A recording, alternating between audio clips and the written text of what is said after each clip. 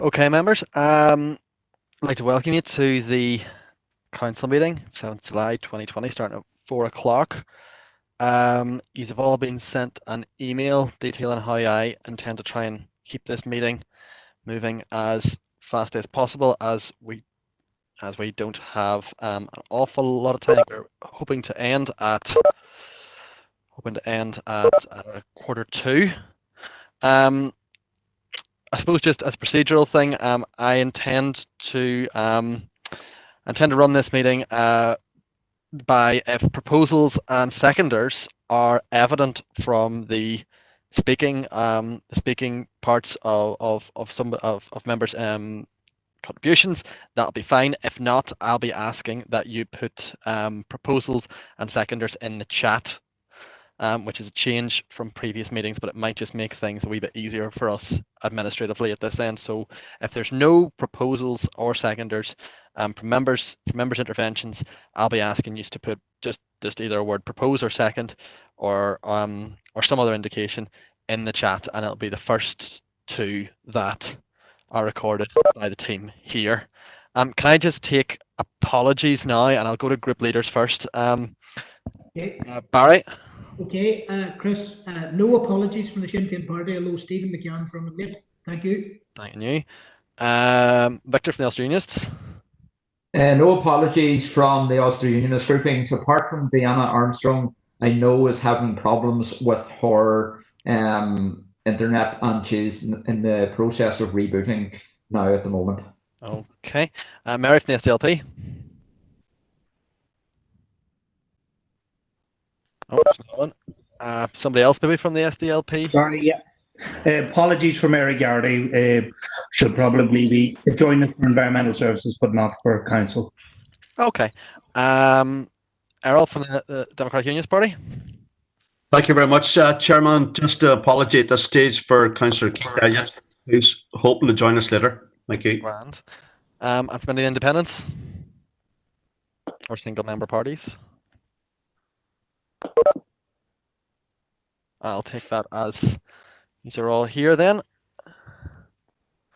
So now the first item on the agenda to confirm and sign minutes of the AGM held on the 1st of June 2020, which is paper A.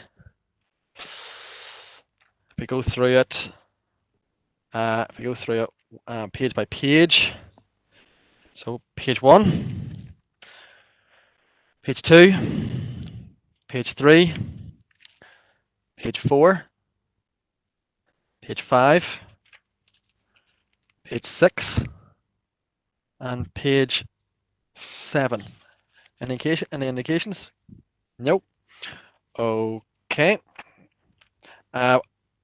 So we'll just take a proposer and a seconder. You can put your names into the chat for proposer and seconder.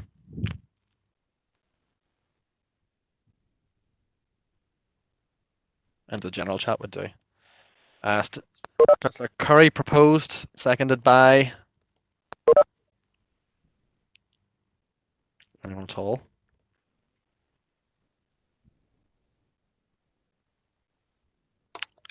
Stephen. Yes, John McLaughlin.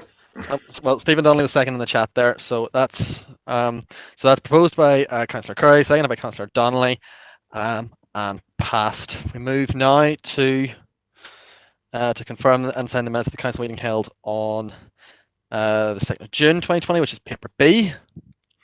We go through it page by page. Page 1, page 2, page 3, page 4, page 5, 6, 7, 8, 9, 10, 11, 12, 13, 14, 15, 16, 17 and 18. Any indications? No, no indications. Can I have a proposer and seconder? Oh, sorry. Councillor Coffey. Thank you, Chair. Very briefly, I thought that the proposal in relation to on page 15 around the planning portal, while that was the decision, I thought that there was a parallel agreement that we would seek some clarification on the rationale from Ulster in relation to why they had proceeded down their pathway. Thank you, Chair. Alison. Yeah, Chair, no, that's not my understanding, and obviously there was subsequent discussion at the meeting, and that was also incorporated into the vote. So I provided an update at the meeting, the information that I had at that point, but certainly it was not my understanding that the council had suggested a parallel approach. Donal, you happy enough with that? Yeah, I'm happy enough for it. Okay, so in the absence of any other indications, we have a proposal from Errol and a second from Paul Blake.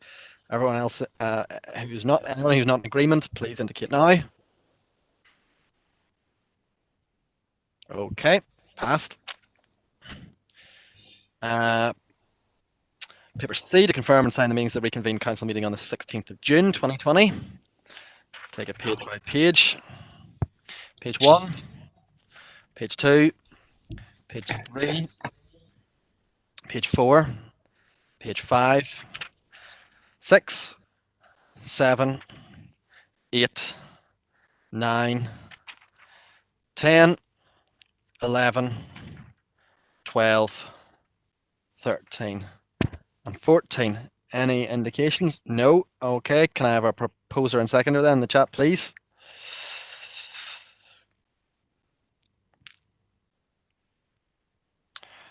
First by Councillor Swift, second by Councillor Armstrong. Anyone who's not in agreement with that, please indicate now.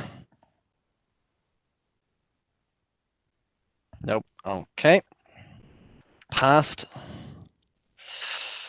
I'm 5 declarations of interest. Anyone who wishes to declare an interest now, please indicate. A few indications here.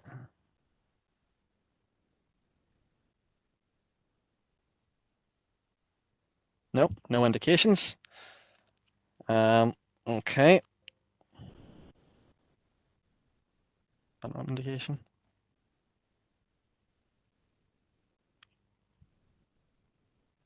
Councillor McAleer.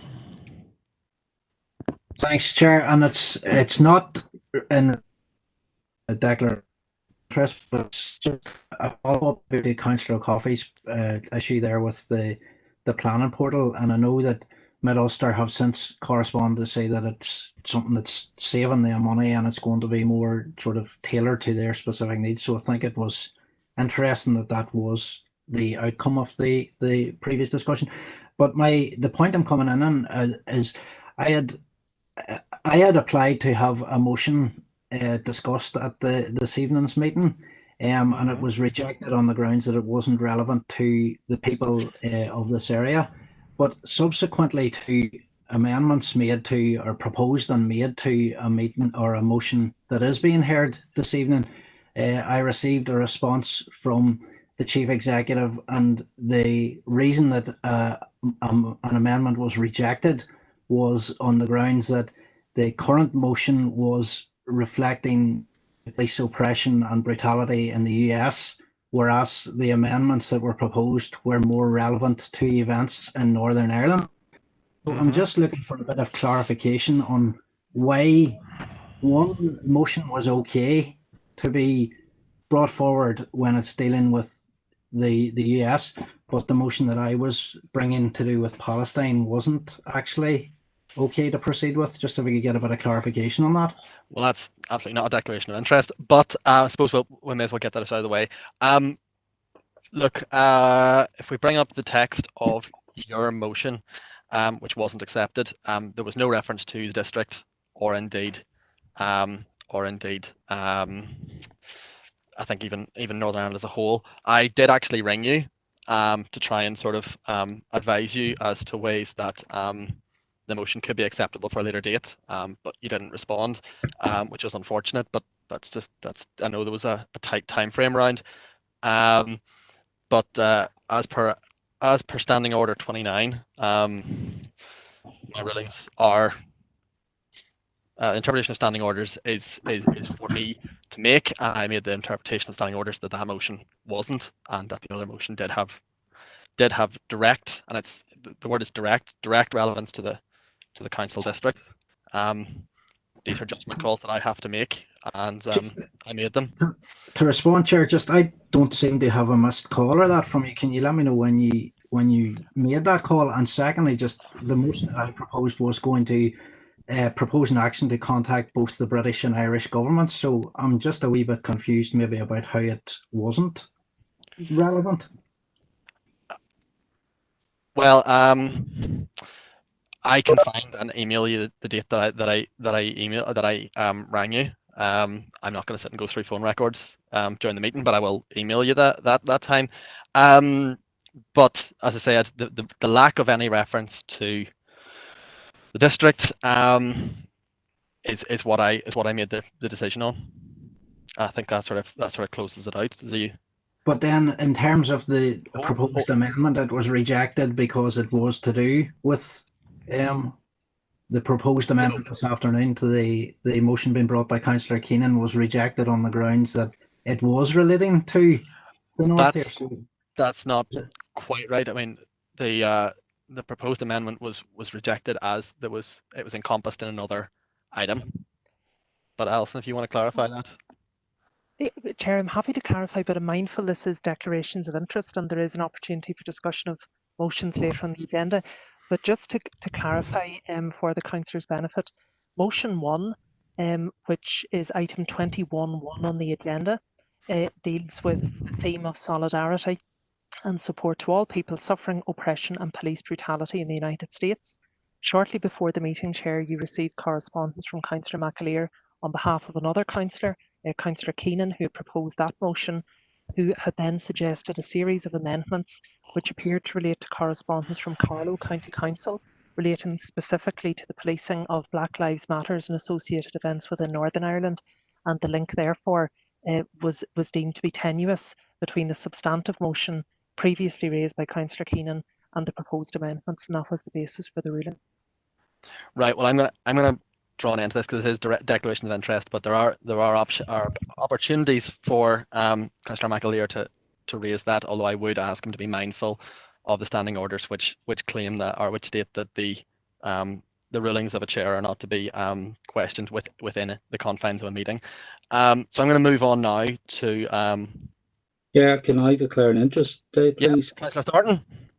Yeah, sorry, Chair. It's just to declare an interest. 16.1. It's regard to grant appeals recommendations. I was party to those, and just declaring an interest. Okay. Those will be noted. Any more indications for declarations of interest before we move off that then? Councillor Coyle? Yeah, under that item, Chair, I'll have to declare an interest as well. Okay. Councillor Buchanan? Yeah, Chair, as a member of the grantee of the appeals as well, please, just for that item.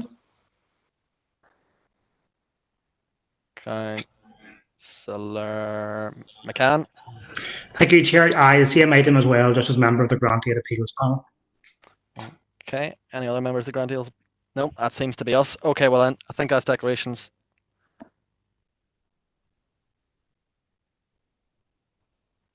Councillor McAleer? Sorry, Chair, I am on that committee, but I missed the meeting due to another meeting overrunning and a change of time for that one. So I actually wasn't at the meeting in question, so I'll remain, if that's all right. Thank you. That's all right. Okay. Item 6, paper D, to consider report on draft protocol for remote meetings. Okay, Chair, thank you. Chair, members will recall at the council meeting, the second council meeting in June, it was requested that we bring forward a draft protocol for remote meetings, which is appended to this report. A couple of related matters then, Chair, at our group leaders meeting on the 29th of June, the Sinn Féin group leader indicated his own party's preference would be to move as quickly as possible to socially distant council and committee meetings, and that this should also be given consideration, and just providing some details in the report.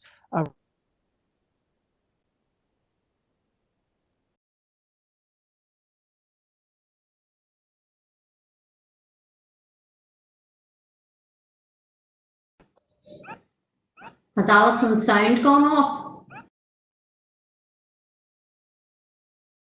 That's for me as well. Must be. Can't hear. I can't hear I think we had a. Is that better? No, you're Sorry about on. that. I think I was getting a message. Sorry, apologies. So just to say that the protocol was requested at our meeting there, the second meeting in June. We then had discussions at the group leaders meeting regarding the views from the Sinn Féin group in relation to moving as quickly as practicable to socially distant council committee meetings. So the arrangements for those are also set out in the report. And the specific issue there, Chair, is the only rooms that could accommodate such environments. You're very cutting in and out here. Okay, I think we're having a wider connectivity issue here, Chair. Sorry. Yeah. Do we maybe want to put an adjournment in until we can get this sorted? Alison was coming across all right there. There was no interference on my side, unless it was on the other side. Okay. Oh, well, that's fine. I'll keep going. It might just be a local issue here for us, Chair. Thank you. And then, so I've referenced, sorry, Chair, about the leisure centre settings for such meetings. And then finally, Chair, we had suggested, following discussions at the group leaders meeting, given the amount of working groups and associated structures in place, that it may be timely for a review of those to be undertaken. So really 3 items to the report. In terms of the remote protocol itself, Chair, I'm mindful at the start of this meeting that you've indicated we have in paragraph 315 onwards the utilisation of the chat function for members indicating a desire to speak. I know that you'd also like to give flexibility for the hand raising or hand lowering function for that as well. And if that is the case, we can certainly update the protocol accordingly. So those matters really now, Chair, are for members' consideration. We'll be recommending adoption of the draft protocol, clarification as to whether members would wish to proceed to socially distant council and committee meetings, which would be held in our leisure centres, and approval to proceed with an internal review of working groups and associated governance arrangements, including the commissioning of advice from local government associations. Okay. I think whatever sort of interference is probably on our end. I think members were saying that they are getting everything okay. I have indications from Councillor O'Coffey. Thank you, Chair. Just in relation to 2 issues. The first is I would be favourably disposed towards the recommencement of physical meetings. I think it's hard to beat that if we can do that safely, but obviously we need to be able to do that safely. But my main issue is around that 315 paragraph that was referenced by the Chief Executive, and I've lost him. Donal, you wouldn't be muted by any chance, would you? Try me again. Can you hear me? We've got you now. We lost it with the last 20 seconds or so, but okay, well that's okay. I'll just say again, just in relation to 315, that paragraph on the protocol for online meetings. I don't know. Did you catch my bit about just saying I'm happy enough with physical meetings if they can be done safely? But I just wanted to propose that we amend 315 slightly. First of all, is indeed to include a reference to the use of the hand. I think it's easier. But the main issue is there seems to be a bit of contradiction that says the chair will come to each member in turn, but then it also says the chair has absolute discretion as to the order in which speakers are taken. And I think it's quite important, especially in a setting where it's not a physical meeting, we can't see other members, that at least we have confidence that speakers are not being taken in a particular order to achieve a particular outcome, if you get me. So I'd like to propose that that be dealt with clearly in there to retain the order of indication if possible, where possible, and also that the hand function could be retained. Thank you, Chair. Okay. Councillor Green.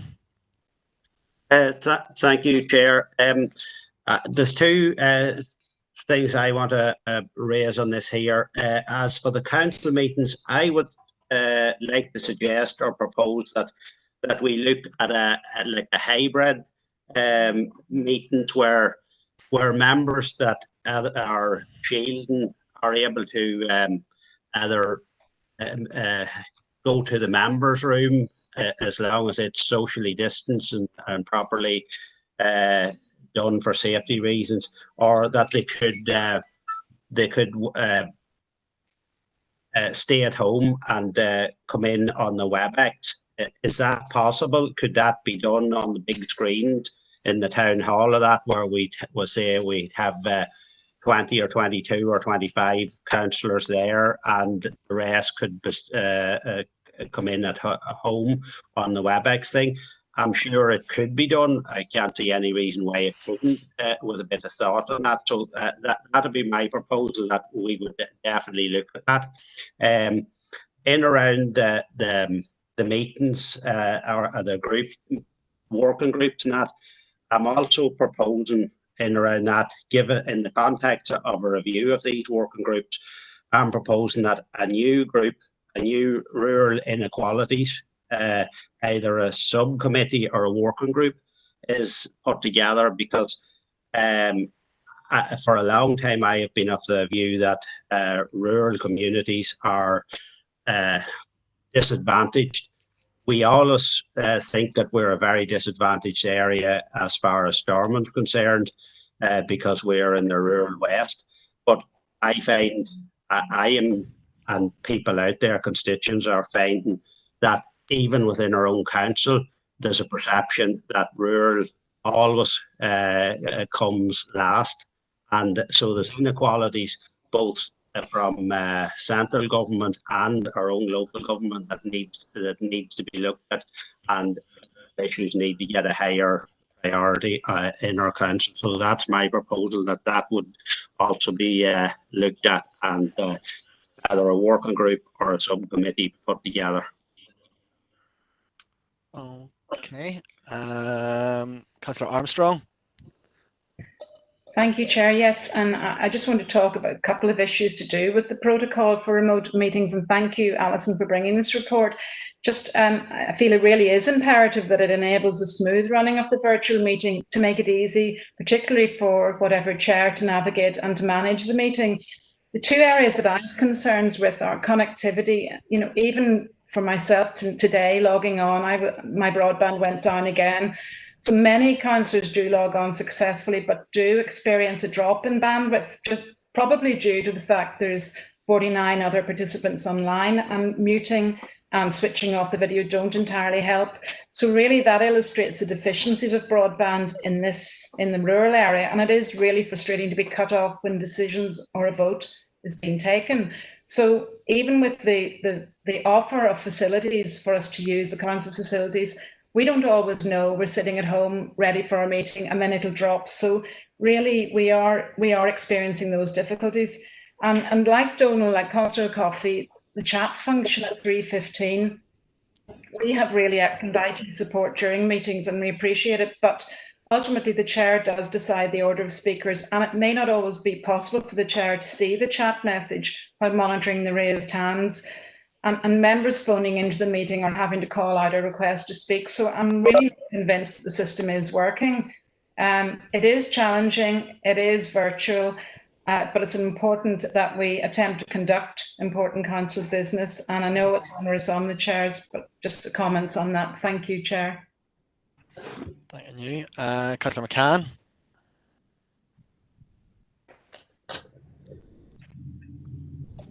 Sorry, Chair, my hand should be down there. Apologise. That's all right. Councillor Gannon. Thank you, Chair. Just a brief suggestion. It's kind of along the lines of nearly what Seamus was saying, hybrid meetings, but I thought about it slightly differently. Given that the Chamber in both the Town Hall and OMA can only take 27 and 22 people respectively with the current 1 metre distancing, the only venue we have that suits is obviously the Forum and OMA Leisure Centre, those two venues. What I But one of the big problems was obviously the sound at it with the microphone system, and the cost of that, £1,000 per meeting, according to the report, is a bit high. But in that kind of hybrid manner, could we not investigate having our meetings, as we'd all prefer to have meetings in person if possible, could we not investigate having the meetings in the forum and Omagh Leisure Centre, but still using WebEx? So we each have WebEx open in front of us. So, and a set of headphones, a simple headset that comes with a mobile phone, which has a mic in it, that would solve the sound issues. And as well as that, it would allow members who feel they still need to shield, or who are unwell, or who may be experiencing symptoms of COVID-19, to take part in the meeting from home as well, safely, if they choose. I'm hearing a lot of suggestions Chair. around. Hi, hello. Chair, yes. Well, I've been trying to Bert Wilson. IT's on it, Bert. If I'm seeing a private message here that you need a wee bit of help to connect.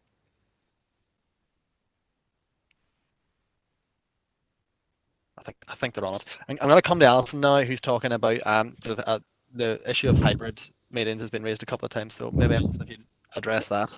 Well, certainly, Chair, we can investigate that further, but just maybe to clarify, and it was almost the point that perhaps Councillor Gannon was going on to, if we were to utilise, for example, the hybrid model for the chamber in either the Town Hall or the Grange, we will still have to utilise WebEx. So members, if they come here, will also have to utilise WebEx to enable connectivity for members who are not here.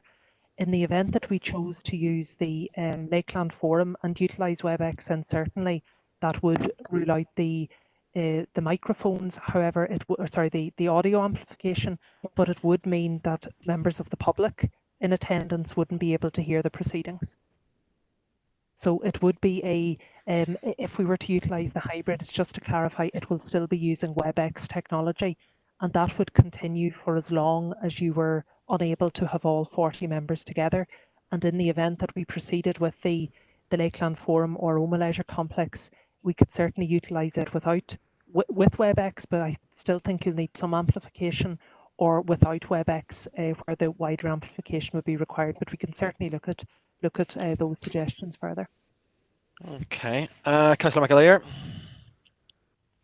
Thanks, Chair. Yeah, I first of all, I'd second Councillor O'Coffey's proposal, as speakers should be heard in the order that they actually indicate, and I think the idea of typing names into the chat is one way around that.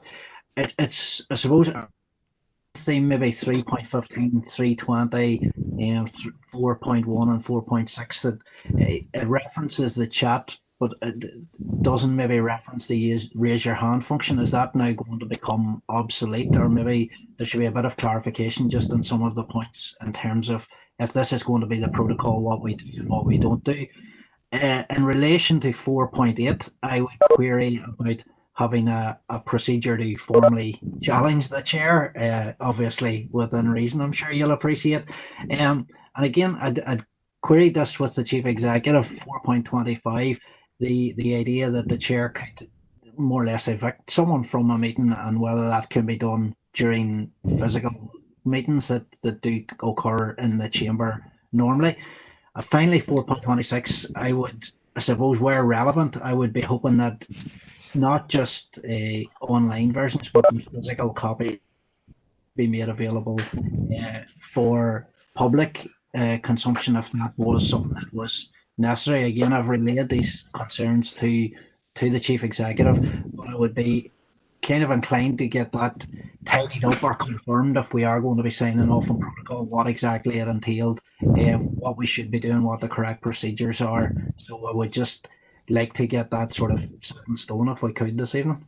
Yeah, so I've got a proposal and seconded, but I'm going to just come to Alison here to answer any points before we put that to a vote. Yes, Chair, and as Councillor McAleer indicated, he did raise some of the matters previously with me. I suppose firstly, in relation to the protocol itself, it's my understanding that your preference, and indeed communicated by others, is both and, so both the chat function and the hand raising function, so I will amend the relevant paragraphs accordingly. In terms of the members' conduct, it's actually those matters conveyed at section 25 of standing orders in relation to member not to be heard further, which be item 25.3, member to leave the meeting 25.4, and the protocol merely continues those across. And similarly, paragraph 25.5. In terms, Chair, of the order of speaking, happy to reflect that, but I suppose what I would highlight is that it's quite routine in meetings for the Chair to clarify if, particularly when we're on AOB, or for example, substantive reports where there are a number of issues, if there are, say, 7 or 8 speakers, to clarify if Speaker A and Speaker B are actually speaking about the same point. Sometimes that isn't the case, and the Chair reflects that order accordingly. So I think you are removing some flexibility for yourselves, and I certainly don't think it's something that has been abused in the past, but happy to take direction on it. And they were the only additional comments I would make, Chair, but I think this is drawn very much from existing standing orders, so there's no new powers or provisions being made to any Chair. Yeah, I suppose there is an element. Chair, Bert, one wee second here. Hold on. I'll come to you in turn here. I just want to get this proposal sort of square off. Donal, I want to know what the proposal is. I'm only just getting linked up now. Well, I was going to ask Donal. To sort of go over his proposal before it goes to a vote again. But right. As I say, I would say to Donal that it is sometimes important that the Chair has an element of flexibility to ensure that the meeting sort of works in sequence. But anyway, Donal, can you just clarify what your proposal is now it's been seconded, and we'll take it to a vote, and then there's a few other proposals. I think there's 2 elements to it. The first is that 315 be amended to allow for hand use as well as the notepad or whatever it is, the chat facility. And the other thing is that I think there still is a requirement that wherever possible, speakers will be taken in turn, or wherever appropriate or whatever. I agree that probably should be a degree of flexibility, but I still think we need to have confidence, particularly because we can't see who's speaking when and what the order in which they're coming in, that at least that is reflected in some manner in terms of contributions. So I think that has to go in there in some manner. Where appropriate would be the sort of, I think that the wording that would allow that. So we have a proposal and seconded on the table. Proposal and second on the table. So is anyone unhappy with that? Please indicate now.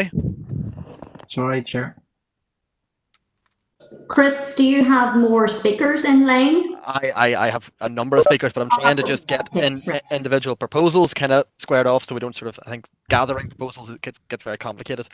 So does anyone wish to verbally indicate now if they're unhappy with Donal's proposal? No. Okay, I'll take that as passed. The next speaker is Councillor Feely. Thank you, Chris. I'm just coming into second Councillor Seamus Green's 2 proposals there. I just want to say one thing about the 13 meetings. I'm happy enough with them, but I think the hybrid will be a good meeting. Just to give an example of how it's been working at the Cattle Mart. In the start, the Cattle Mart was all done online. The whole cattle was sold that way when this came in. But this last month or so, they're letting a certain amount of buyers in as well, as about 14 or 15 buyers getting into the ring. They're at the ring bidding for the cattle as well as the people online, and it has helped to price them. So it's working out in that situation. I can't see why it wouldn't work out here. So that was just one example of it. I would be happy enough to keep putting my hand up here for coming into this chat box. So I'm no good at typing and be a lot slower. So I'm going to continue keep putting up my hand if that's all right, Chris. Thank you. Okay. Councillor Swift. Thank you, Carla. Yes, and just like that on the hand, I have no difficulty with the proposal, but I had wanted to say about that issue that the hand, obviously the colour or the style of it, and we did speak at length at group leaders meeting about it, if it can be either movable or different colours, and I do think then that function is much more seamless. So I just wanted to make that point. I will fully support this protocol when fully safe to do so, and obviously all of those points have been made. I still would like to err on the side of caution and will be satisfied obviously when all the parameters are put in place to do so. I do think the connectivity that we are still suffering has to be addressed, but obviously by ultra-fast fibre to all of our citizens in our area. I don't believe that it's the full issue to either make us congregate or not congregate. And very happy to support the proposal by Councillor Green also on Rural Lives Matter, fully supportive of that. Okay, so we have a proposal and seconded for Councillor Green's proposal. Do we have any objections to so? Please indicate now verbally, because there's hands up. No. Okay, we'll take that as passed. Next speaker I have is Councillor Michael Duff.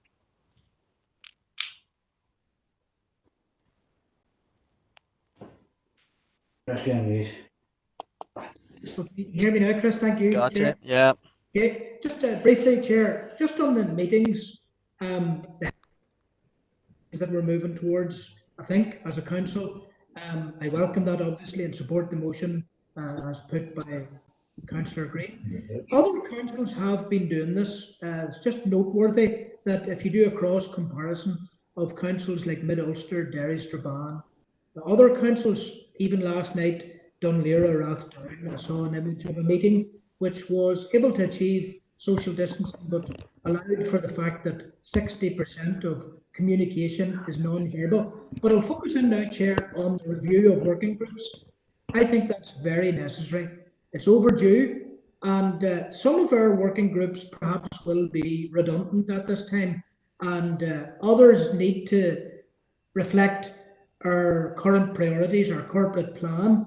I support the points that Councillor Green made regarding rural issues needing to be addressed in a working group or perhaps a subcommittee with teeth.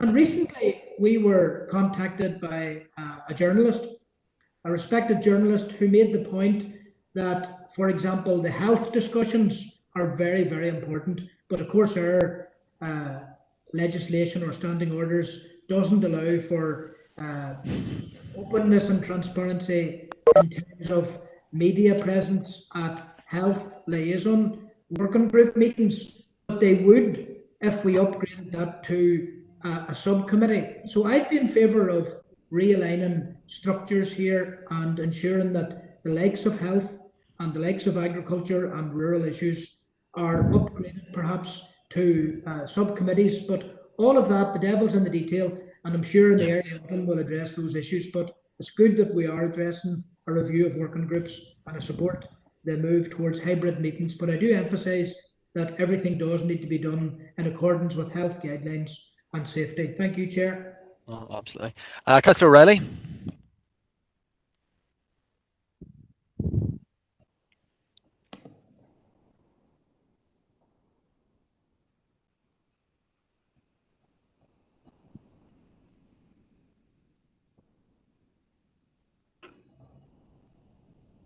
Chair, can you hear me? Yep. Sorry, I had taken my hand down, but just to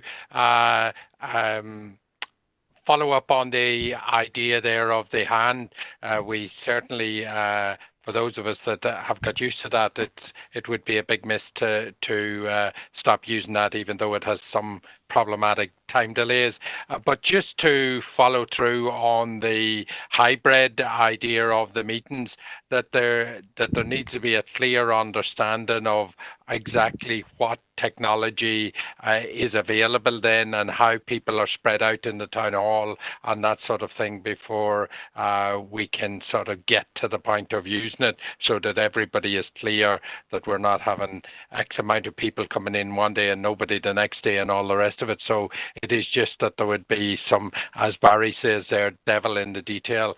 And just to follow up also, Chair, on the idea of the rural needs, we hear today that the Openreach has put in some fibre to 8 more villages in our area, but there's still a lot more to do for rural people in both agency and department work, but also I would suggest also from the council to be able to ensure that every citizen in our area is getting equal opportunity to service. So just to make those comments, Chair. Thank you. Okay, Councillor Thompson. Thank you very much, Chairman. You've done a fine job there. Thanking you. Just a few points, Chairman, on the protocols. Obviously, group leaders, we discussed Oma Leisure Complex for Fermanagh Lakeland Forum. Now we had an experience back in March at the Fermanagh Lakeland Forum. To me, the meeting halls there are not suitable, and I think most people would have agreed with that one. We long for the day that we can go back to our normal meetings, but obviously that has to be done on the advice of the Chief Medical Officer and Chief Scientific Officer of Northern Ireland. So, you know, I think we're some way off that. Councillor Green has mentioned hybrid meetings. Councillor McAduff also referred to, I think it was Councillor McAduff there, referred to, you know, the numbers attending, and we need some detail on that and how that's going to work. It would be good to get back into our chambers again where we're supposed to be to do these meetings. And just with regard to the raise your hand function when we're doing our virtual, I'm happy enough with the raise your hand function. It seems to work okay. And just with regard to other comments that have been made throughout this debate here, just with regard to protocols and who's been called forward and who's not, I have every trust in the chairs of yourself and the committees that they know who they're calling and they do it in an appropriate way. Just with regard to the review of the working groups, I fully support the review of working groups on behalf of the party as well. I think I'll just leave those comments with you, Chairman. Thank you. Okay, thanks very much, Councillor Thompson. I have no more indications of anyone who hasn't been spoken before. We have one item that is unseconded, I believe, from Councillor Gannon, but in the absence of that being seconded, Councillor Deehan. Thank you, Chair. And really, it's just to come in to say that I am now joining the meeting. I can't propose because I haven't been party to the discussion, but just to say that I joined the meeting there about 5 minutes ago.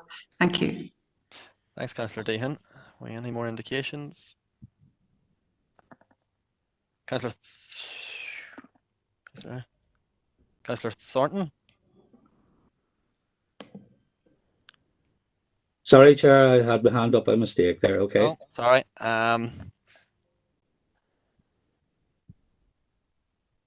Oh, no. Okay. Unfortunately, Councillor Gannon's proposal isn't seconded, so it will fall. Yeah, Councillor Coyle. Chair, I'll second Councillor Gannon's proposal. Okay, Councillor Gannon, can you just clarify your proposal and then we'll put it to a vote? Yes, thank you, Chair. It wasn't so much a proposal because it was already suggested that we investigate all the hybrid methods, so it was just to ask that it be investigated as a suggestion along with the other things. And just one brief point when I'm in, Alison directly mentioned we wouldn't be able to facilitate the public if we continue to live stream WebEx in whatever way we can do. It doesn't matter if we don't have sound amplification because it's still available online and people can come in and use headphones and follow online via YouTube as well. Thank you, Chair. Thanks very much. Okay, well, I think that's all indications now. So we take a proposer and seconder for the entire report. If you could just put it into the chat if you're proposing. Councillor Swift proposes. Any seconders? Chair, I'm happy to. Oh, John, I'm trying to keep, I think that was Barry. I'm trying to keep it just all in one sort of thing. So Councillor Coyle has seconded it and Councillor Swift has proposed it. If anyone has any objections, please voice them now verbally. No. Okay. I think we'll take that as passed. We now move to item 7. To consider the call-in. Thank you, Chair. So this is a report on a call-in of various decisions taken at the AGM on the 1st of June regarding the appointment of 40 members to the 4 committees: Environmental Services, Regeneration and Community, Policy and Resources and the Brexit Committee. The report sets out, Chair, the arrangements for dealing with a call-in, and they're detailed in section 2 of the report. And in summary, the call-in is suggesting that for the current year, 13 rather than 40 members be nominated to each of the 4 named committees. The default mechanisms for appointments to committees is a method that the Council has always used, which is the quota greatest remainder method. And the only other comment, Chair, paragraph 2.6, that given the July meeting schedule, in the event the Council chooses to change the number of members on committees, it would be suggested that calculations and various nominations would be considered at the September Council meeting. So the recommendation, Chair, is that the Council now considers the call-in under section 41(1)(a) in accordance with the procedure detailed. Okay. Indications from Councillor Irvine. Chairman, called in the decision of the Council at the AGM in respect of full member committees because, in our opinion, the virtual meetings are not working effectively and indeed to any degree of efficiency. We have all been glad to be able to get back to dealing with business, albeit from the comfort of our own homes. However, issues with broadband connection have exacerbated our ability to connect into the system and be able to take part fully in the business to hand by speaking and voting. All credit is due to our IT staff for the support being provided and to the incoming chairs for their attempts at progressing the business in their respective committees. The reality of the situation is that our committees are too large, cumbersome and very unwieldy to be able to be navigated through a virtual platform. Too often chairs are having to go back and forth trying to get councillors slotted in to speak on subject items. This is lengthening the time taken and meetings run out of time without important business being discussed. This is not a situation that we as elected public representatives should put up with, and indeed our electorate will demand that we get back working for them in this challenging economic climate created by COVID-19. To deal with business in a meaningful way, then we need, in our opinion, to get back into our chambers and work face to face. In trying to work within the temporary COVID-19 working arrangements, our chambers can accommodate reduced numbers. We need to use these as they are set up for business and can be used without any additional costs, unlike our other facilities where the cost per meeting is around £1,000. The Planning Committee has always operated on a reduced member size of 13, and nobody has claimed it to be undemocratic or unrepresentative. All the other committees and experience no problems. In conclusion, Chairman, I propose that for the remainder of the current council year, we nominate 13 members in accordance with the quota greatest remainder convention to our 4 standing committees, namely Environmental Services, Regeneration and Community, Policy and Resources, and Brexit. Thank you. Okay. Councillor Thornton, you're up next. Chair, thank you. During the period of this ongoing pandemic, we need to quickly change our procedures to ensure our systems are both democratic and effective. Robert has already mentioned the inadequacy of intermittent broadband provision throughout the district. It is becoming evident to any observer that we as a council are recently becoming a very dysfunctional body. Recently, committees have proven that we are ineffective in carrying out our statutory duties and responsibilities. Committees have become chat rooms and do not allow the real urgent business to be decided upon. We are continuing to postpone items on the agenda to the following month and then again to the following month. In some cases, they become irrelevant over time. Since our AGM, we had one committee where we spent 2 hours and 20 minutes specifically dealing with matters arising from a previous meeting.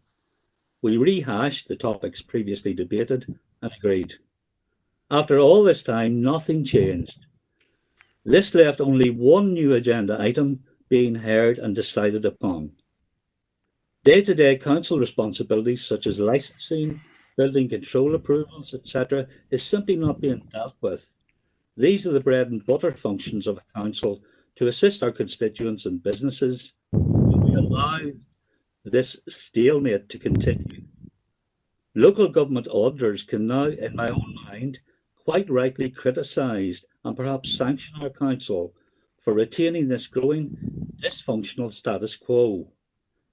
When we started to advance this call in, some independent and one-person party councillors have turned to social media and the press to scorn our party on this proposal. But what is their solution? They speak of bigger parties trying to get them out and an attack on democracy. What a load of rubbish. Get real. Look at all other councils and democratic bodies. Are our committees discriminatory? In particular, I note Stephen Donnelly, an Alliance councillor who believes he has greater rights than any other Alliance councillor colleague in the country. I would ask him if this is a new Alliance Party initiative for all other councils in Northern Ireland, and indeed Stormont, to have all member committees. Or is he speaking independently from his party? Perhaps. Councillors Donnelly, O'Coffey and Independence, please remember we all have an executive responsibility. No one is trying to be discriminatory in any way. Every councillor not on a particular committee has still a democratic right to call in any committee decision they wish. This is an unprecedented and uncertain time when our constituents are crying out for civic leadership, decision-making and assistance. In light of no other workable suggestions from others around us to recreate a functional council, I would second Councillor Irvine's proposal for 13-member committees for the current council year. Post-crisis, this temporary measure can be reviewed. Chairman, I request a recorded vote. Okay, well, we have a proposal and a seconder on the table, so I'm going to put this to a vote. A recorded vote, Alison, you're going to go through them alphabetically, and Yes, hand over to you now then. Okay. Thank you, Chair. So just to summarise then, this is to the vote on the proceedings to nominate 13 members to the 4 named committees. Councillor Diana Armstrong. For. Councillor Baird. For. Councillor Blake. Against. Councillor Buchanan. For. Councillor Campbell. Against. Councillor Clark. Against. Councillor Coyle. Against. Councillor Curry.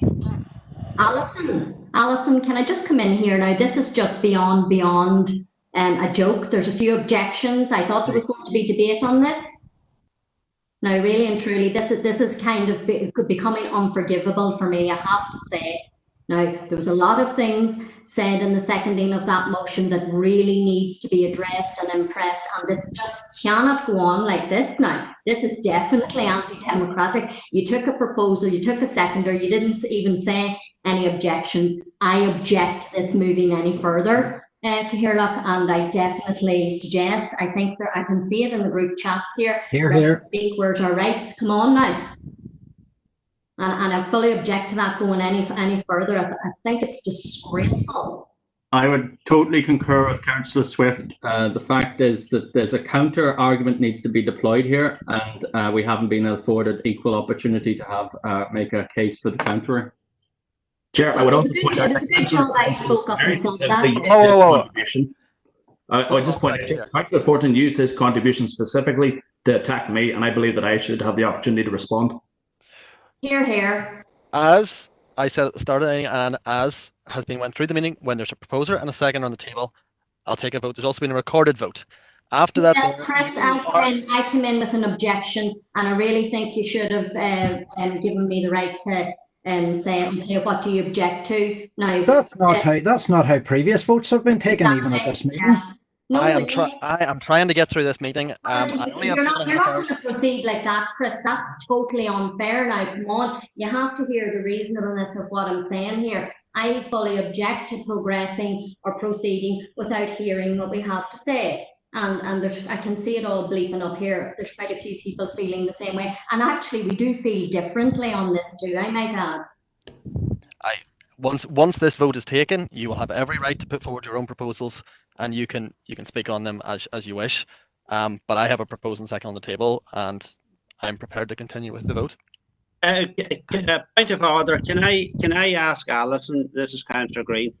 In standing orders, is this the way that this can be allowed? Because I have never seen this before, where nobody is allowed to speak when a motion has been put to the council, apart from the proposer and seconder.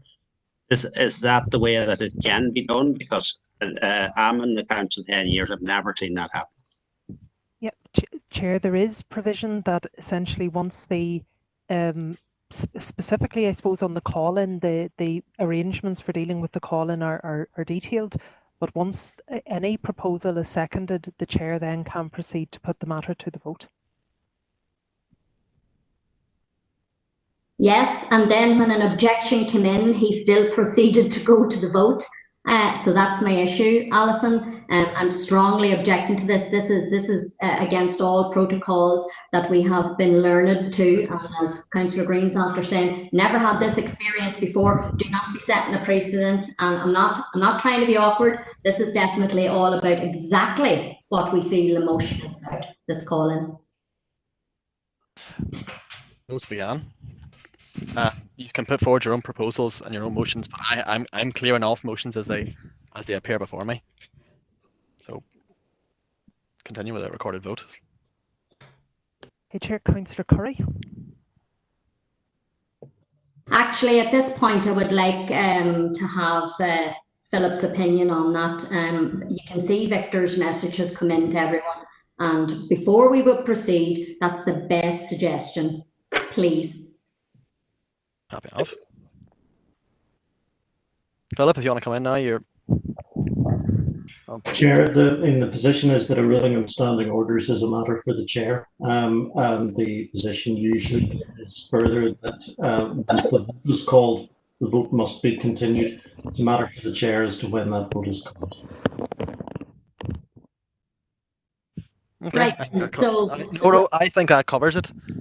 So has the case been, so just for clarification, has the case been that you have ignored my democratic right to speak when I objected to the proposal and seconded of that motion? Because usually, you know, we've been used to chairs in positions saying, is everybody agreed?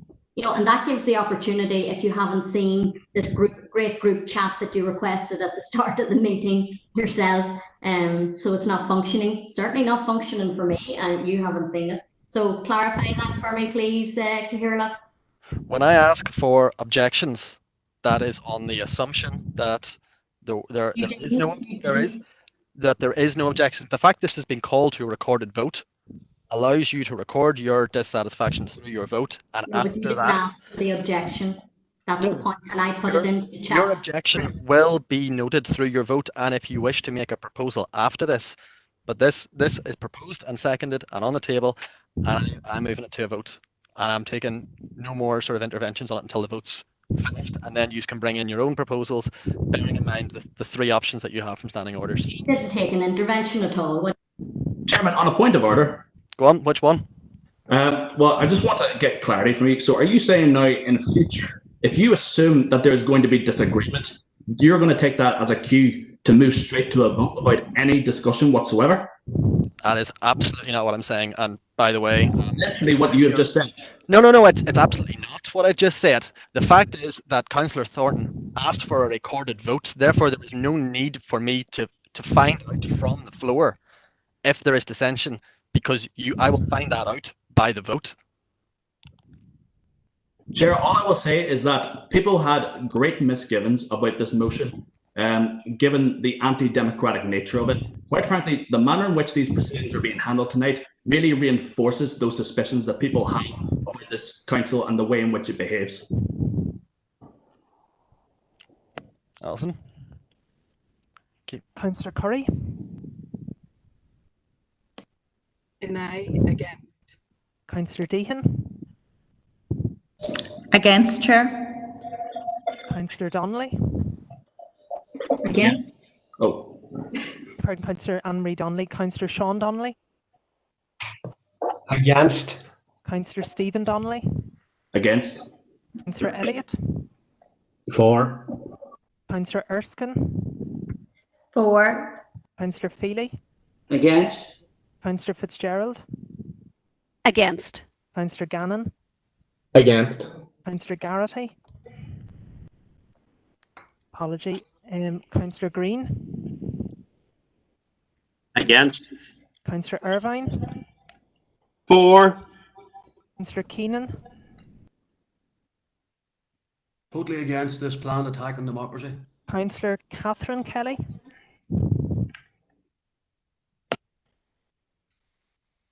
Against. Councillor Podrigan Kelly, Against. Councillor Maguire, Against. Councillor McAleer, I oppose censorship. Thank you. at for or against, Councillor? Against censorship. Councillor Then, McCaffrey, And I against. I'm sorry, just to log in now to say that I got into the meeting at about 4:30. If it's having connection issues, but and I and Malta against. Councillor McCann, Against. Councillor McCloughy, For. Councillor McElduff, Against. Councillor McPhillips, Against. Councillor O'Coffey, Against?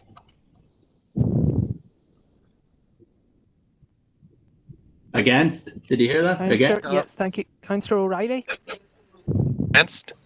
Councillor Rainey, For. Councillor Robinson, For. Councillor Smith, For. Councillor Swift, Against, and I know who needs to wake up tonight. Councillor Thompson, For. Councillor Thornton, For. Councillor Warrington, For. Councillor Wilson. For. Okay. Awesome. Slide chair.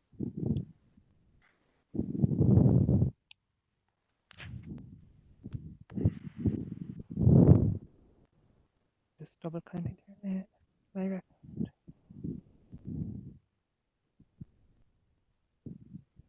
Chair, make that 14 for, 25 against. So that falls. Okay. Do we have any? Councillor Keenan, you can come in now.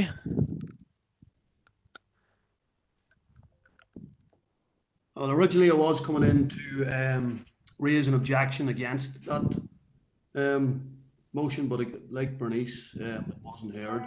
And standing orders were used, I believe, to mute any dissent against it. And I'm not actually happy the way that went, Chris. Eamon, if I was going to use standing orders to mute you, I just wouldn't bring you in at this stage because I could just consider the item closed. It wouldn't be the first time I've been muted, to be fair.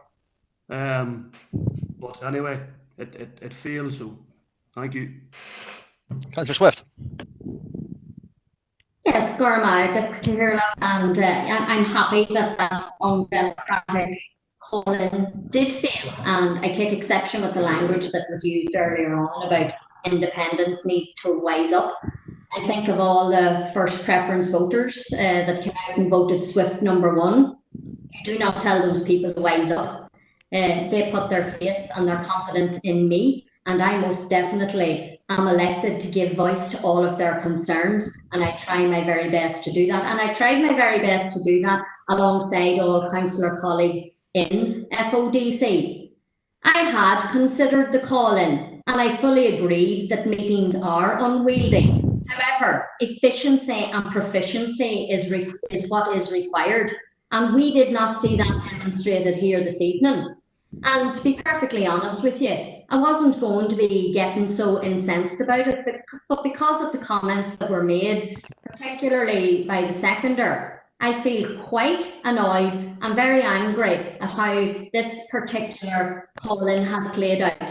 And I do feel, Cathaoirleach, that you definitely ignored my right to speak. Councillor Bernice Swift is not going to be silenced on this issue or any other issue that is of concern to the democratic voice of the people of the rural Erne West. And believe you me, I have objected fully to that call-in, and that's what I was going to say. And in future, I do think in terms of the proficiency and the efficiency of any meetings going forward, when you accept a proposer and seconder, probably better to ask any objections and hear the debate clearly and democratically.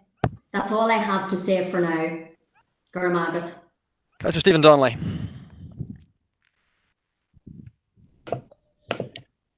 Thank you very much, Chair. And like Councillor Swift, I would like to welcome the fact that this has been defeated today.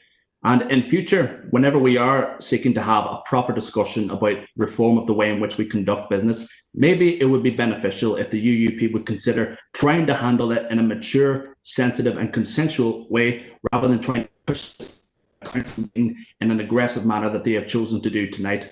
I am here to represent the people of Omagh who sent me here, and I'm not seeking anybody's permission to be here other than theirs. So I'm very happy that this has fallen tonight, and I think that quite frankly it has exposed the UUP for their lack of commitment to genuine inclusion in the way in which we conduct our affairs in this place.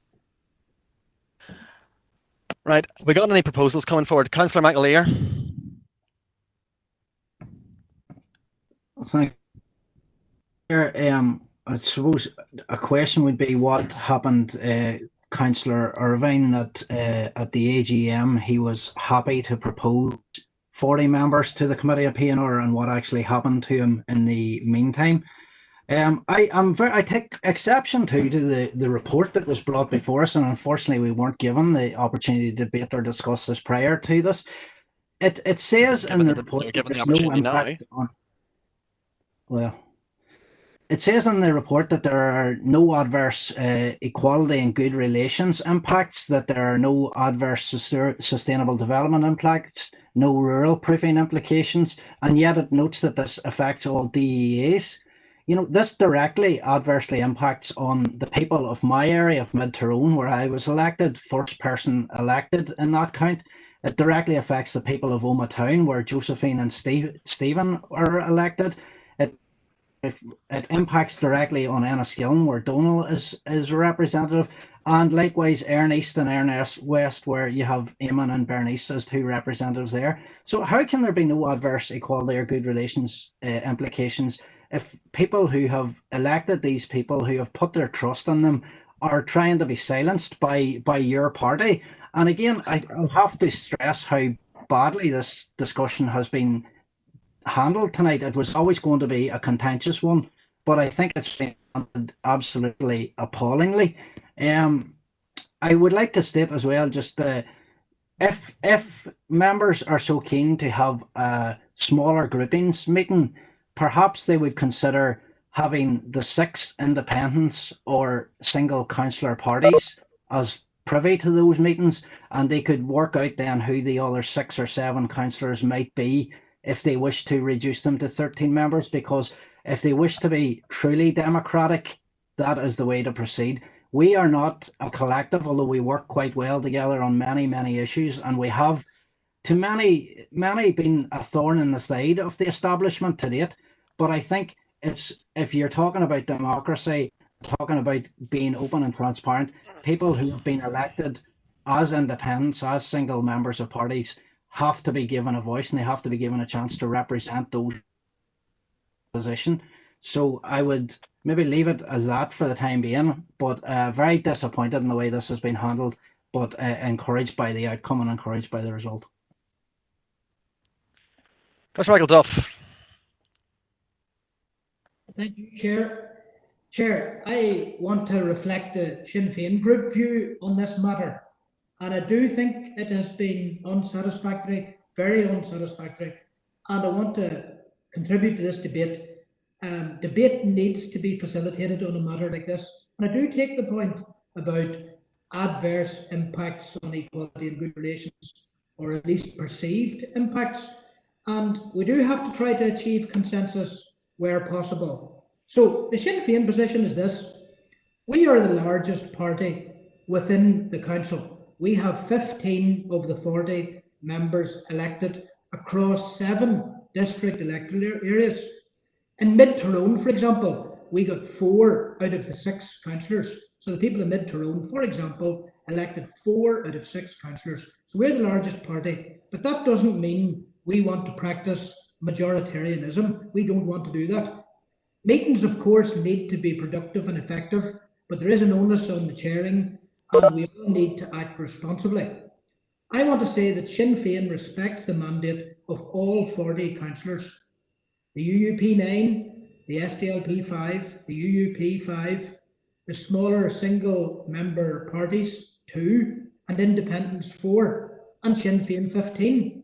Within our group, we bring individual perspectives as well as a party perspective, local DEA perspectives. Now I think, and we think, that diversity of views is a good thing, and we want inclusivity and we want to hear all voices. That's why Sinn Féin, as the largest party in the council, is not and has not supported the call-in.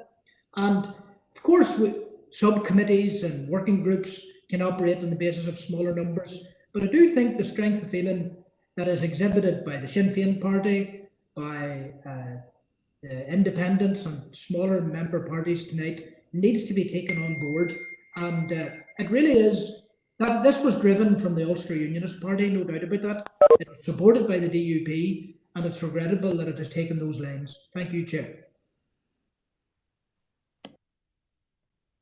Yeah, sorry, members, the chair is just having some audio difficulties, but maybe I could take this opportunity just to clarify specifically on the screening implications. Just in terms of the recommendation, which was that the council considers the call-in, I referenced there's no adverse equality or good relations implications associated with that. And similarly, the methods for any nominations to committees have been fully screened at policy level in terms of equality, good relations and sustainable development. So hence the referencing to that within the reports. Chair, do you wish me, Councillor Gannon is, okay, good. The chair can hear, but just can't, his mic is just not working. Councillor Gannon is the next member indicating. Thank you, Chair, and thank you, Alison. The SDLP and the group here, we believe that we've benefited from full member committees.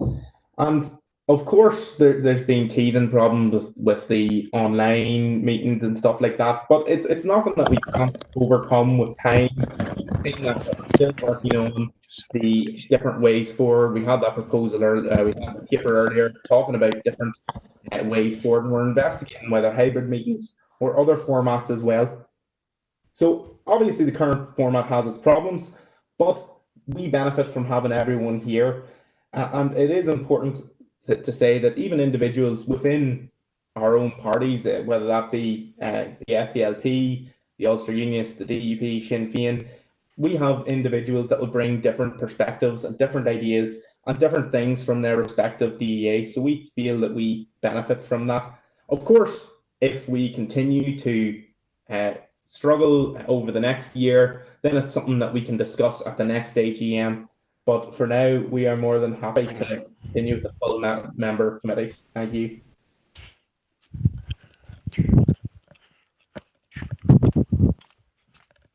Let's see. The chair is resuming. Members? Go on ahead, I'll go to Errol.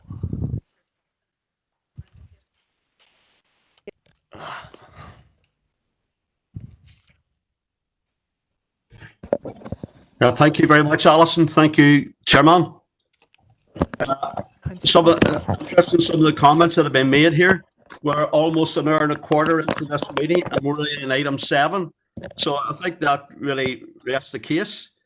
I suppose I'm a bit disappointed on the result of the vote, and some of our independent colleagues and our alliance representative have said that this is some sort of a thing against them. It's not the case. Councillor Gannon actually mentioned there that it's since the pandemic hit us. It's gone on before that. This is the meetings are taking too long, and that's why the Democratic Unionist Party have voted for the UUP call-in. It's not about unionism versus republicanism or nationalism or anything like that there. It's to make it more constructive and get our business done as quickly as possible. Councillor Thornton had mentioned that we've run into 2 and 3 meetings of full council and what have you. I mean, that's not the way to go on. I've been in council 10 years and I've never seen anything like this. I mean, we're an hour and a quarter into this meeting and we're only at item 7. So I think that rests our case on this one. Thank you. And that's it.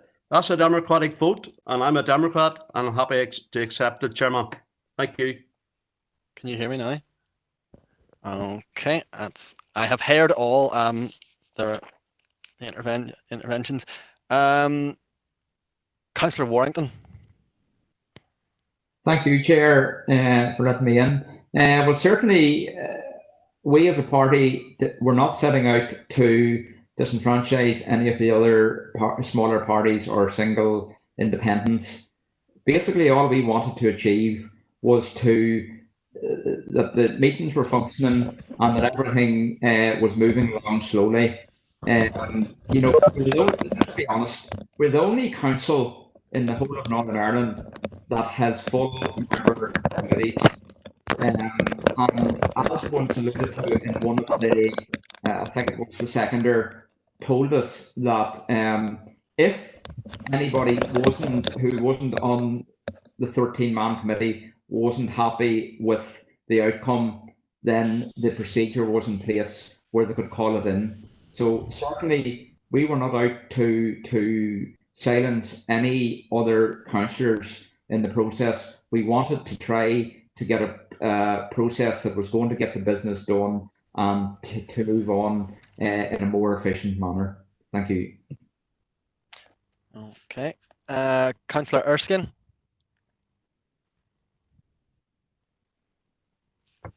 Sorry, Chair, my hand's down. Oh, okay. Councillor Deehan. Thank you, Chair. Well, I have to say that this call-in by the Ulster Unionist Party is particularly disappointing. It's unhelpful and it's untimely. And coming as it does at a time when we as a district face unprecedented challenges in terms of COVID-19. I am very confident in saying that Fermanagh and Omagh District Council have performed extremely well in discharging all of the functions and roles expected of us.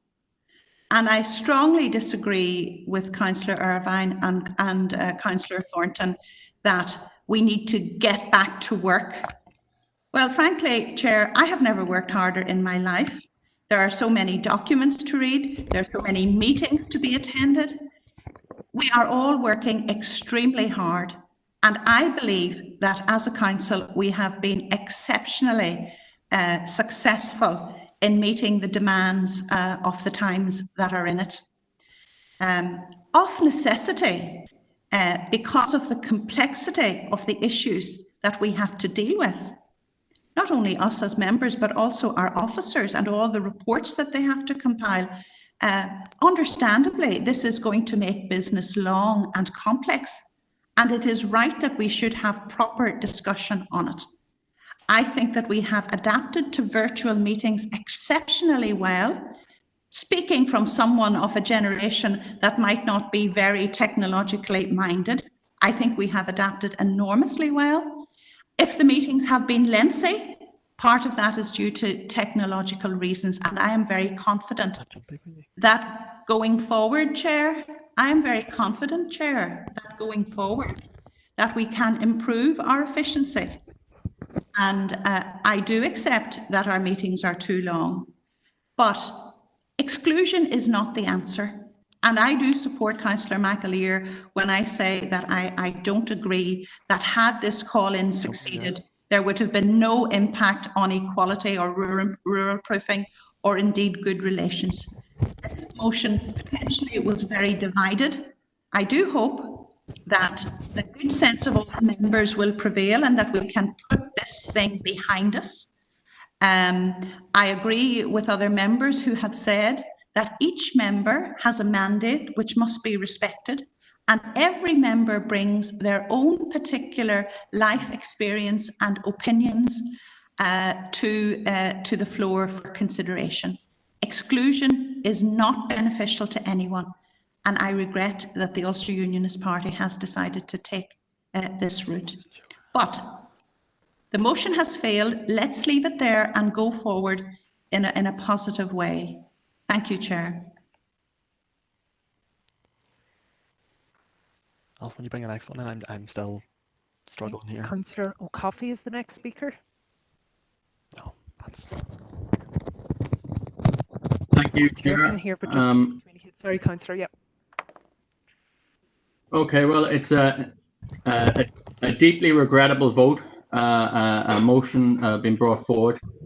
The reduction to 13 from 40 on the 3 workhouse committees is a non-substantively anti-democratic attempt to exclude and silence non-sectarian and independent voices.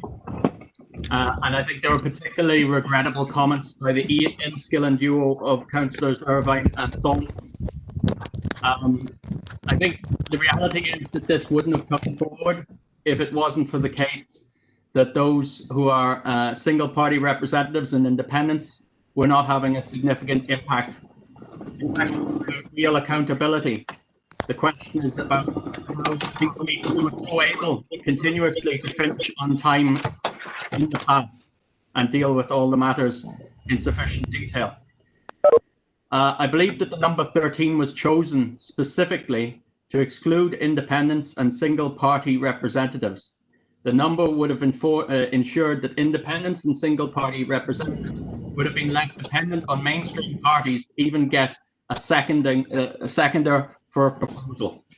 So I'm disappointed but not surprised to see it come from the party of big house unionism, a party that in the past has been content to run Northern Ireland as a one-party fiefdom for 50 years, denying the vote even to many working-class Protestants, never mind Catholics. I note that when Bill Craig scrapped PR back in 1925, he stated that the anti-democratic move this day was to achieve in Parliament men who are for the Union on one hand or who are against it and want to go to a Dublin Parliament on the other. And I actually suggest that the most threatening thing back is actual genuine cross-community Labour politics. And I think that the Ulster Unionists are still in that same mode. I also want to warn the SDLP, if they think that bringing back or supporting a motion like this in the future is a positive way to go, then I would be deeply concerned. And finally, I note that it's been backed by the Democratic Unionist Party, and I question how they can lend their support if they're supposed to be democratic to such a move.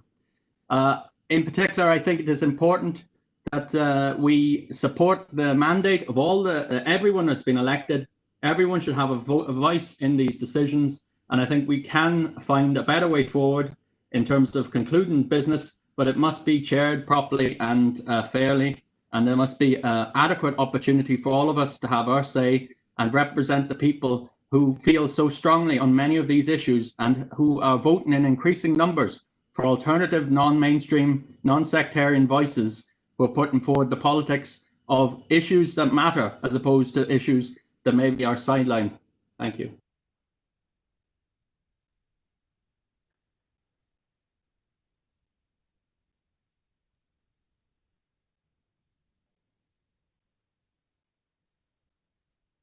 Sir Green. Thank you, Chair. I just, basically support everything Barry had said and a number of the other councillors, but I just want to say that it almost seems to be that the way this debate has went is that the only people that seem to be going to be disenfranchised was the independents and small parties, which I personally wouldn't want to do. But I'd like to just point out that as an Nairn East councillor, in fact, as a Nairn East councillor that actually got elected, I have as much of a mandate as anybody, and I want to attend all the meetings, and that 13-member committee would have disenfranchised me just as much as it would disadvantage any independent or any other big party councillor. I want to be at them all to represent my constituency, so that's why I voted against it. Okay, Thomas O'Reilly.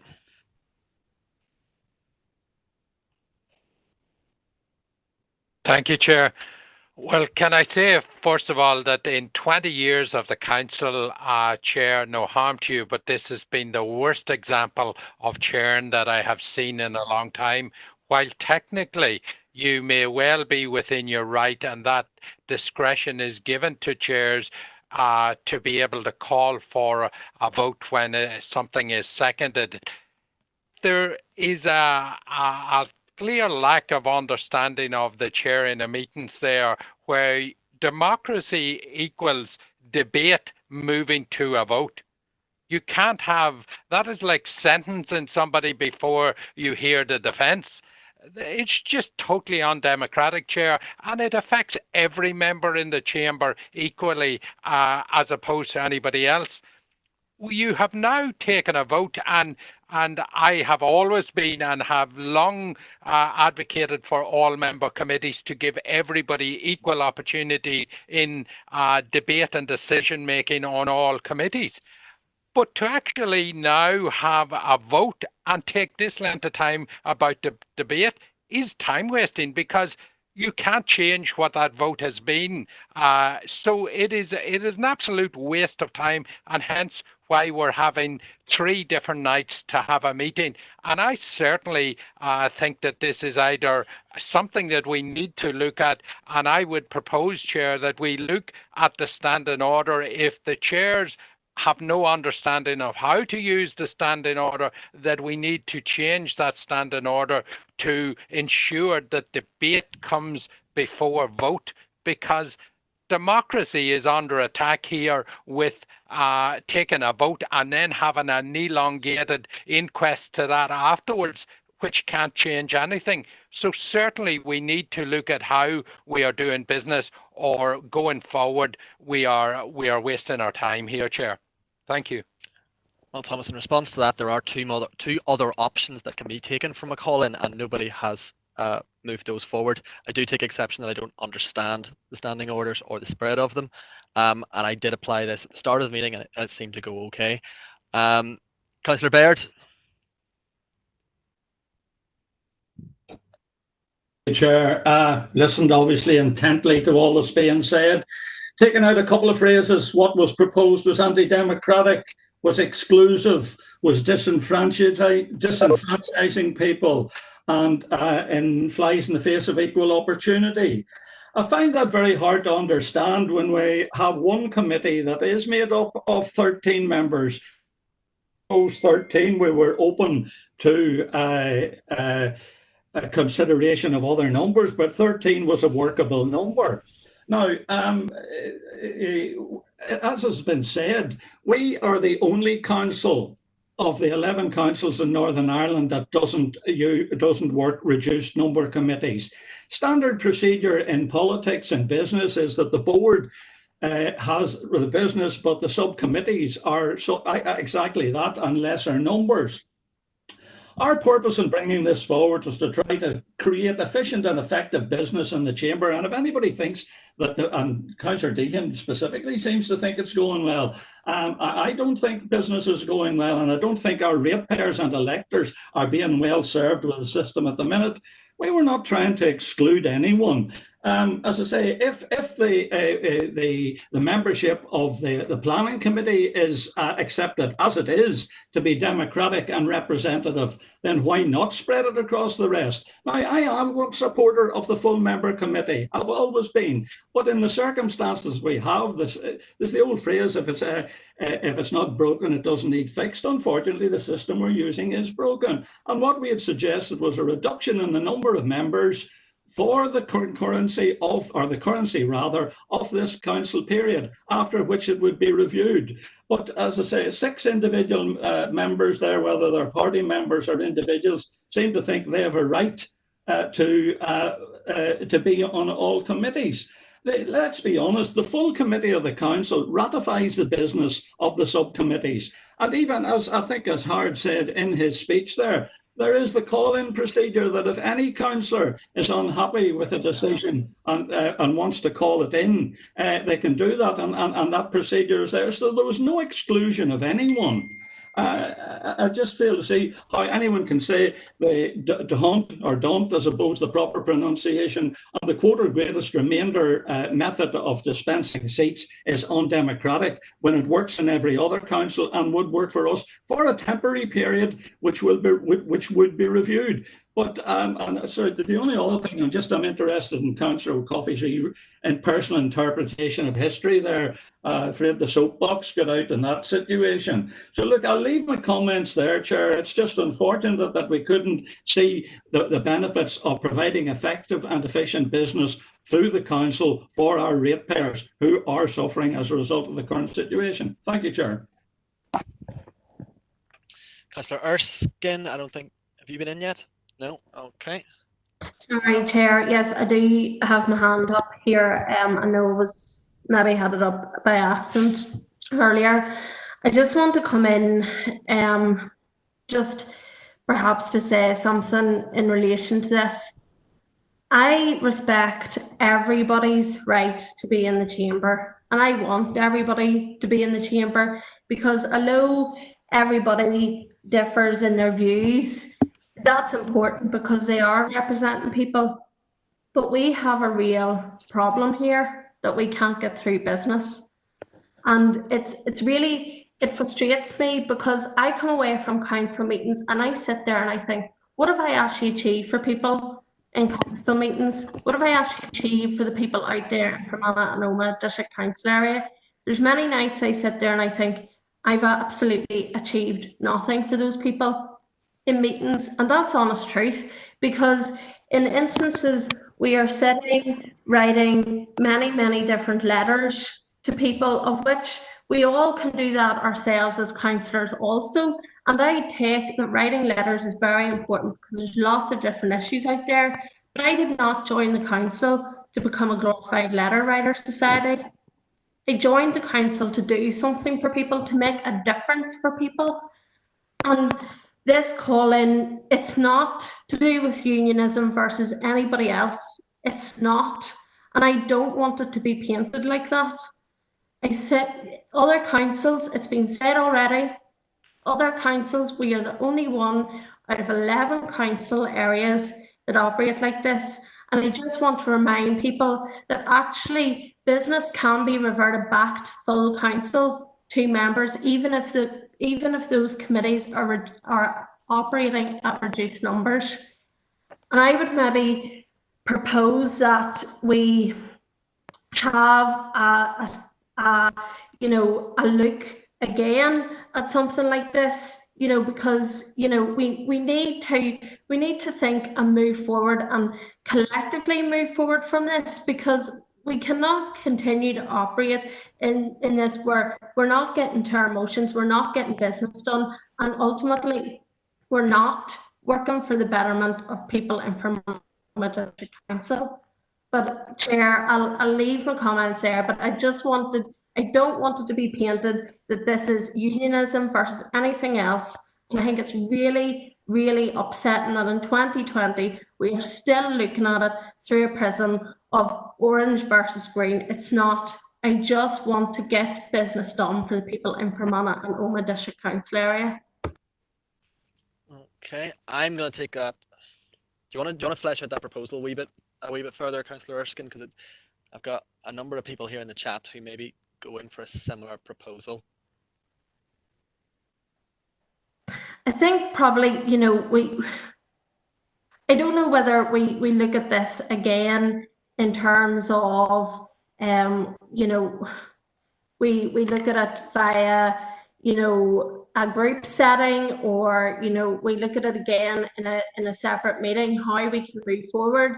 If there's a report that come forward from council in terms of what ways we can move this forward. I'm just at a loss as to how we can try and get business done in an efficient way.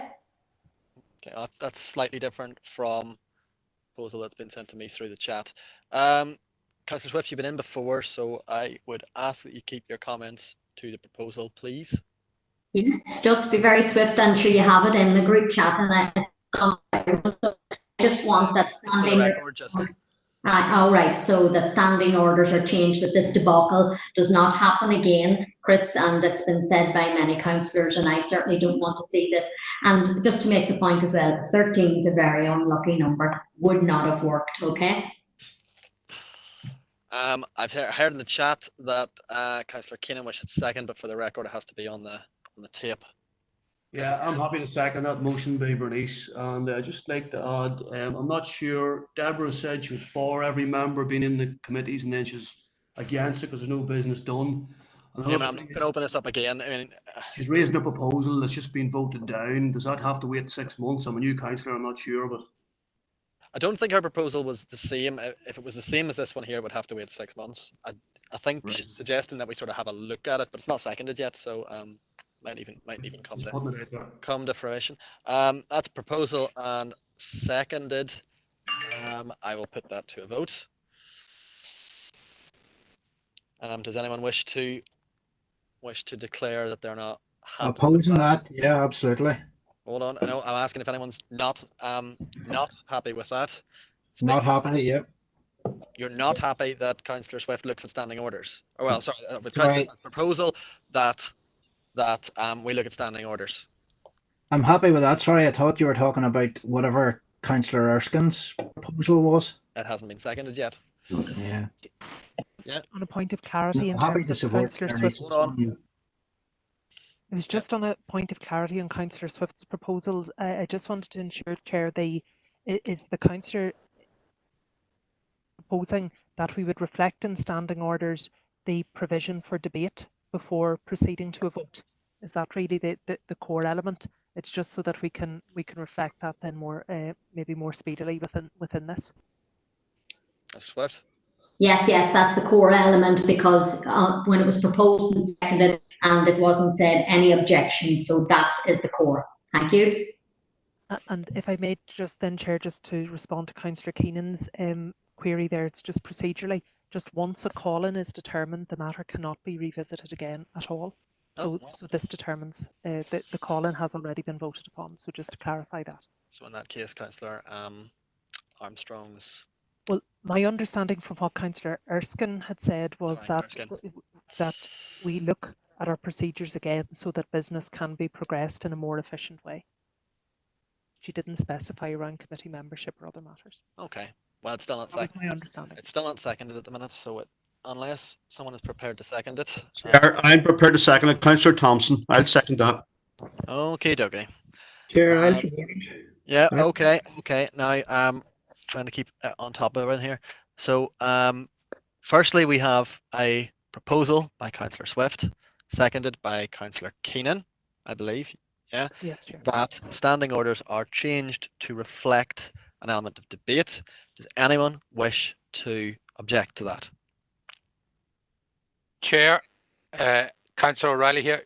Yeah. I'm not objecting to it. What I'm just pointing out here was that was the proposal I made at the end of my contribution, which that's true. I don't know where you seem to have mislaid that one altogether, and taken an exact same one again, but yeah, it's discretion of the chair how he wants to do business, I suppose. No. Well, just Thomas, for a point of information, I had put that into the group chat. It seems like an hour ago. Okay, so very good, very good. Don't see the group. Don't see the chat's facility at all. Yeah. I'm not entirely sure that the chat's the best way to go about these things, but no, it was recorded in the chat from about 5:05. So that motion, I've heard no objections. So that proposal is carried. The second proposal was by Councillor Erskine, which was general point around Alison. It was that we should review the matter again so business can be progressed in a more efficient way, and that could be considered in group or other discussions in the first instance. Okay. Sorry, a report to come back was referenced as well, Chair. Okay, and a report to come back. Anyone who wishes to object to that, please. Can I clarify something, just Chair, if that's possible, Councillor Green here? Is this like some kind of like a working group to see how we can progress meetings better rather than numbers of committees? Is it just to see how, because if it's that, I would have no problem with it if we're trying to do something to see get meetings progressed. Is that what we're voting on? Is that what the proposal is? That's my understanding of the proposal. Chair, can I come in there? It's Deborah. Yeah. I'm just coming in to say that yes, I would be in favour of something like that. I mean, we need to work to find some way to do something to help procedures work more effectively. Okay. Any objections, please indicate verbally now. Chair, can I speak on this? Yes, different proposal. You can speak on it, Shirley. Yeah, it's my issue really is pretty similar to Councillor Green's just enumerated there. I would be fearful that the attempt to subvert the voice of some of us may be reopened by this mechanism. And I also note that we have just agreed, I assume we have, the previous item, which was the guidelines as to how these virtual meetings will be conducted. So I don't see how we can, on one hand, agree the rules by which virtual meetings are conducted, and then on the other hand, discuss the whole basis on how they are perceived. Now, maybe the issues that come up, how they are dealt with, I don't know. I don't see a huge amount that we're going to gain out of it. I'm not averse to discussing how we can improve things. I obviously think everything can be improved, but I'm very concerned that this is going to very amorphous. It's poorly defined, and it leaves open, I believe, the space in which to undermine further. And I think there's even issues I'll deal with perhaps in the next day or two, where I think that there's opportunities where this may make an appearance through the back door. So that's where my concern would be. Thank you. Well, Councillor Coffey, the exact thrust behind the call-in can't be reconsidered again. I'm interpreting it as a more general discussion, but as long as you're not proposing to go against it, then that would be passed. Any objections? Please verbally say now. No, that'll be passed. Right. We move on now to item 8, which is to consider the report of the Environmental Services Committee, paper F, and to formally adopt the minutes.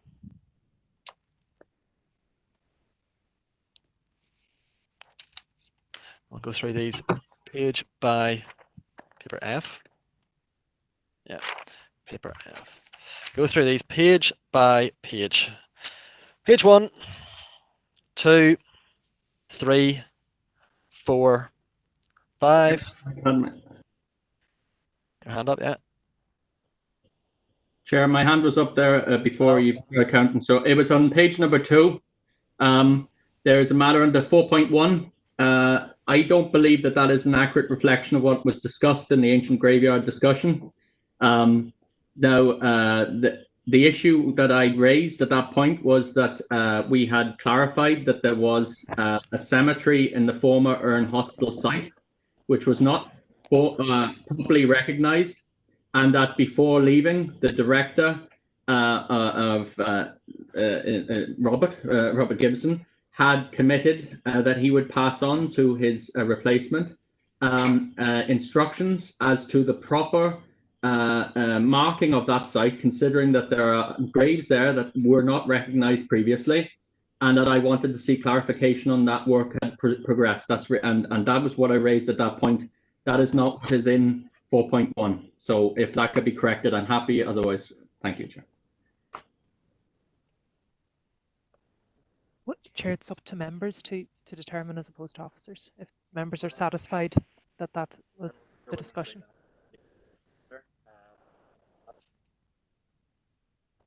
Chair? Councillor Curry, are you going to, you're separate items, so yes, wrong. Councillor Maguire?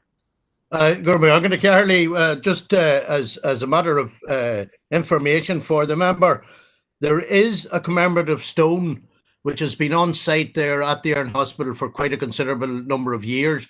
It was one that was erected by, I believe, the Kilmaccormick Historical Group way back.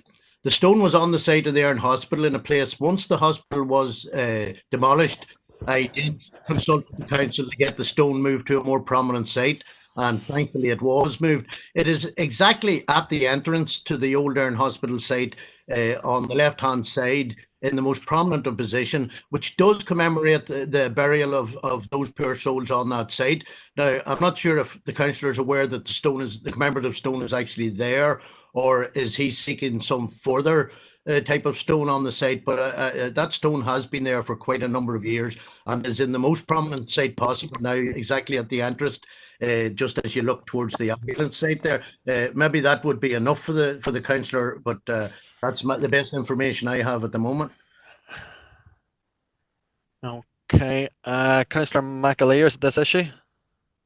Yeah, no, I just coming in to support Councillor O'Coffey's recollection of the meeting. That was my understanding of the outcome, was that Robert was to furnish his successor with a report to bring back to council on this issue. Okay, well, that's proposed and seconded. Does anyone have any contrary recollection of events? If not, or if they have, please speak now. No, I think that's passed. So we were on page 3, page 4, page 5, and Councillor Curry, I believe you're in on page 6. It's actually 6 into page 7, and it's just I'm not sure that's accurate there. Member stated that customers who had ordered goods online, I think the point the member was actually making was about customers, Royal Mail customers being charged delivery for items such as 24-hour or guaranteed next day delivery, that wasn't happening or hasn't been happening in some cases. So I think that needs to be included in the minute there, and maybe just to check that that's been reflected in the letter for Mogget. Alison, has it been reflected in the letter? I'll need to check back, Chair. You need to check. Thank you. But again, if there's a seconder to reflect that, Chair, if members are content, we can amend accordingly or clarify, I suppose, really, and expand upon it, really. Councillor Armstrong. Chair, Stephen McCann here. Hold on, no, I got Diana first, and then I'll come to you, Stephen. You're next in the list, just.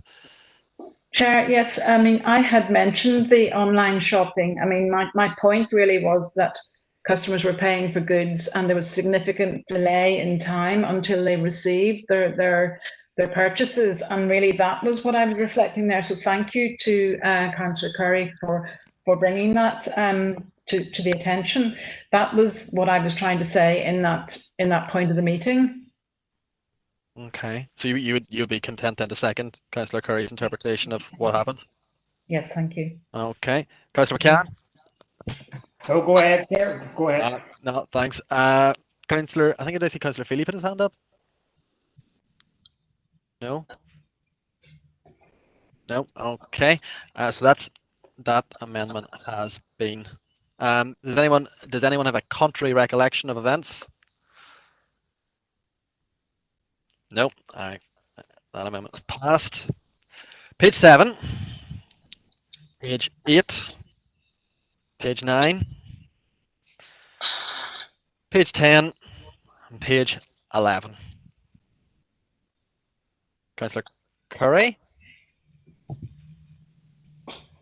Or is that on a delay?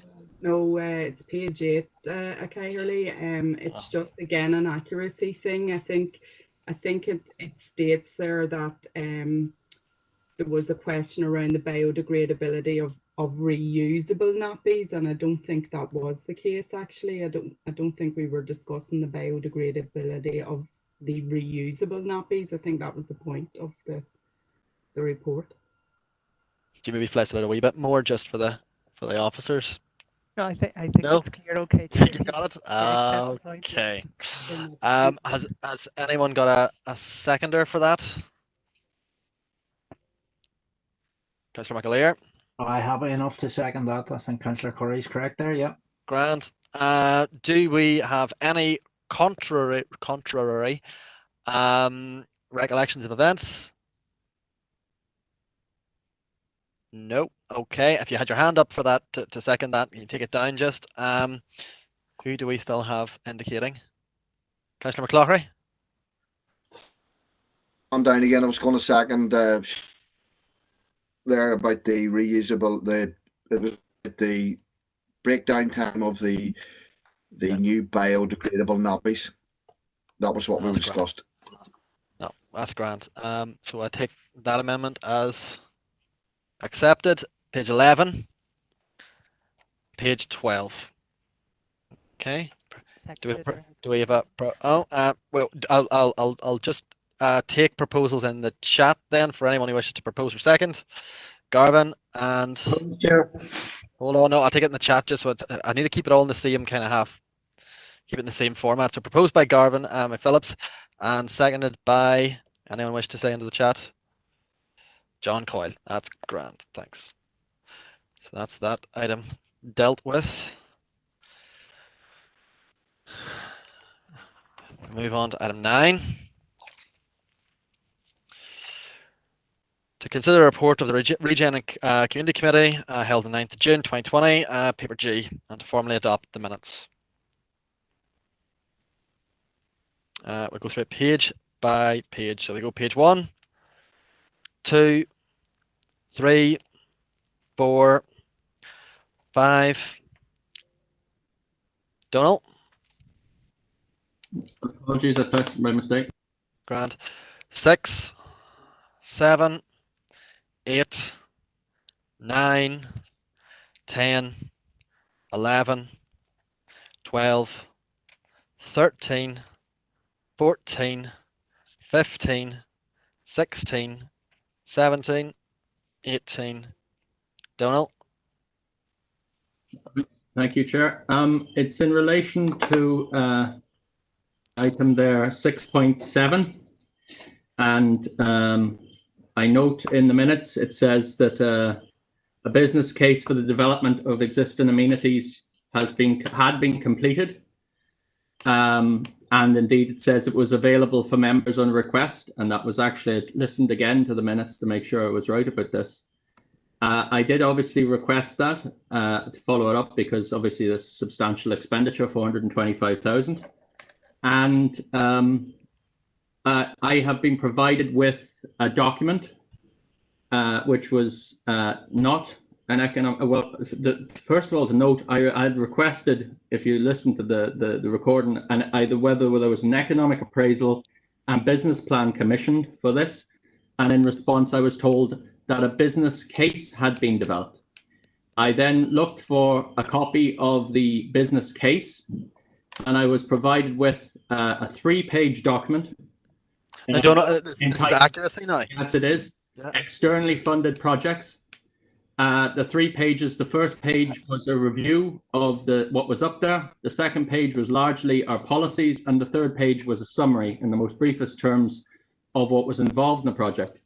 Now, I don't consider that to be a business case. It is not a business case if you consider the Green Book produced by Her Majesty's Treasury, which defines what a business case is. There are 3 different types of business case. There's a strategic outline case, there's an outline business case, and a full business case. And this 3-page document in no way reflects the content as expected of what I was told was a business case. There has been, and I understand now, no economic appraisal of this project. This project has proceeded, as far as I gather, without an economic appraisal. There is one to be commissioned after the event. And indeed, finally, I didn't even propose second this, as per the minutes state. I seconded this. I listened to the minute. I didn't at all second this motion. Now, I think this is kind of straining the matters arising here. Just so in terms of not getting into the detail of it, I'm getting into the accuracy of it. The accuracy says that there's a business case produced, and there is no business case produced. Yeah, I'll misled. I feel that. Okay. Well, Chair, firstly, I think maybe to deal with the point of accuracy, if Councillor O'Coffey didn't second that, we can certainly review accordingly. Councillor, just to say, okay, sorry. Hopefully that's okay, members. I just said that we would deal with the seconding. We'll listen back on the recording. 2 aspects in terms of the business case. First of all, my understanding is there are actually the document that Councillor O'Coffey refers to, I think, was directly linked to the funding application. We do understand the variety of business cases that are the terminology and the business cases that are available. I further understand that the initial, and I whether it was called an economic appraisal or a wider business case that was drawn up for the site in the first instance, it was provided to the funders. The funders deemed that they were satisfied with that and had requested that the business case has submitted to them to assist with the processing of the application. So certainly the language and terminology that we used was correct and consistent with the funding application with which we're working. If the information has not been provided, and I'm not sure if that's what the councillor is saying, we can certainly follow up on that subsequently. And as I say, Chair, we will deal with the seconding. I'm not sure if Councillor O'Coffey can maybe enlighten us then as to who did second that particular recommendation if he didn't. He's shaking his head. I suppose this is straying into. Can I come back on an item there, because I don't believe anyone seconded it from listening to it. I said okay that I was happy to purvey a copy of the business case directly, which is what I did.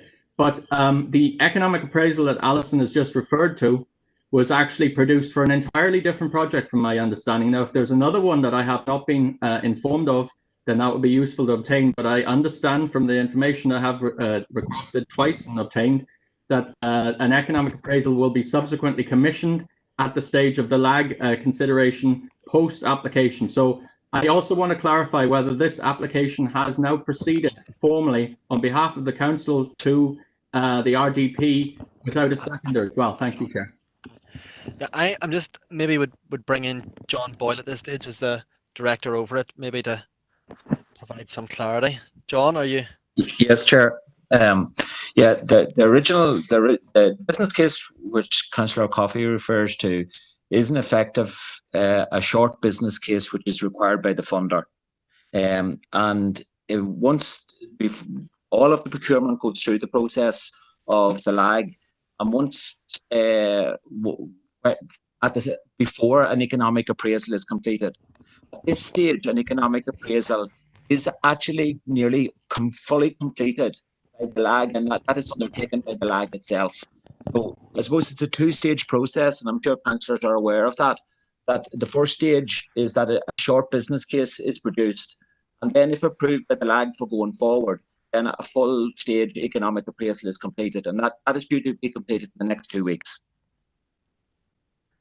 Okay. Thanks, John. I suppose if Councillor O'Coffey is not content that he seconded it, it probably would need seconded at this meeting to allow it to be progressed. Councillor Green, you're up next on my screen. Yeah, no, it was in around it not being seconded. If it hasn't been seconded, surely it has to go back to committee on it. Is that in the stand now? That's what you're after suggesting, that it can be seconded here. It seems a quite an odd thing to happen. I would have thought the natural thing would be that it go back to committee if it wasn't seconded in committee. Chair, we can obviously refer to or defer to Philip's advice, but my understanding is it can be, because it's being adopted here for accuracy, and as we do have the full member committees and the same membership is here, a member in attendance, if satisfied, could second that recommendation, but happy to defer to Philip's guidance. I'll take advice from Philip. Just Philip, maybe could you just come in at this stage? Chair, yes, essentially agree with what Alison is saying. I think it would need a formal proposer and seconder again, but she is quite correct. This is merely a recommendation from committee, so it needs endorsed today in any event, so it would need a proposer and seconder to take it forward. Well, and I believe that, Philip, if you're still there, or members could decide to push it back to committee if they so desire. That's correct. I mean, it's entirely a matter for members. Okay. Well, look, I'm going to be taking advice from members as to what they wish. Councillor McAleer. Thanks, Chair. Yeah, I find this actually quite disturbing. We're talking about £425,000 worth of expenditure here, and the fact that insufficient or inaccurate information has been provided to Councillor O'Coffey when he followed up on this is very concerning to me. So I don't think it would be a good practice to proceed with this tonight until we are actually provided with the full detail of what is entailed in this. So I would be proposing that we push this back to the committee and get full information in relation to this from the relevant director, because to be signing off on that without knowing the full detail of it, or having contradictory or alternative information being provided, it doesn't bode well. So it wouldn't sit easy with me. I would be quite happy to push that back to the committee and get the further and complete information in relation to this issue. I know there's just quite a few in the group chat, but the group chat is not recorded online. So I've got a couple of speakers here at the minute, including I believe John Boyle, the director. I'm going to bring him in next, and then councillors afterwards. Is that? I noticed his hand go up. No, sorry, Yeah, my bad. Oh, thank you, Chair. If I can just say, I don't think there has been any information that has been provided to the committee or to the councillors that has been incorrect. As I said before, a business case was completed. Yes, it was a short form business case which was completed, and that's a requirement from the funder, from the LAG. And in the aftermath of that process, then a full economic appraisal is undertaken by the LAG, and that is normal procedure. So I suppose what we are waiting for here at this moment in time is the full economic appraisal that is completed by the LAG, and that will show whether this project provides value from the public purse or not. I suppose what we are saying in the recommendation here, what we had asked for at committee, was that we go through this process, and then on the production of the economic appraisal, that further decision would be taken. That's grand. Obviously it's a decision for members as to what they do with it.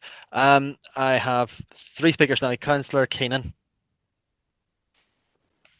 Yeah, I'd be happy to second Emmett's proposal, and I'd like to also request that short report, and once the appraisal, full economic appraisal is done, like to also get that sent to me and possibly all councillors.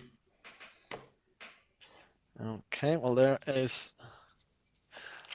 I believe that Councillor Swift, you've said in the chat that you're looking to second it, so I'm going to move that to. Well, I wasn't now, Chris, given what John Boyle's after saying, and I wouldn't have proposed it in the first place if I had been dissatisfied that there was any ambiguity in around what was presented in that paper on the night, because I have a serious and long-standing interest in the tourism product that is the Marble Arch. So I don't believe there is any further ambiguity, so I won't be agreeing that it needs to go back at this point. Okay, well, councillors, there's a proposed and second vote on the table, and I'm going to push it to a vote now. I know there's hands going up, but I think we just move it to a vote. If there's any dissension, I'd like to hear it now. Obviously. I dissent, Councillor Irvine. Okay. Well, look, I think if there's 2 or 3 people who've indicated dissent, if I picked it up right, so we just roll call it then. I think is the way to do it, Alison, and I'm going to hand over to you to. Yes, Chair. I think it is important that I just say for the record that there is no misleading of members, and all information is entirely appropriate, open, and accurate. Okay, so your first seconded proposal, Chair, is Councillor McAleer's proposal, seconded by Councillor Keenan, that the matter is referred back to Regeneration and Community Committee for further review.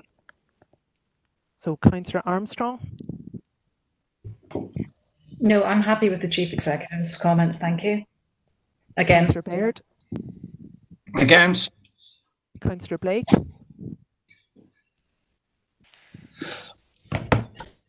Sorry, against. Councillor Buchanan? Against. Councillor Campbell?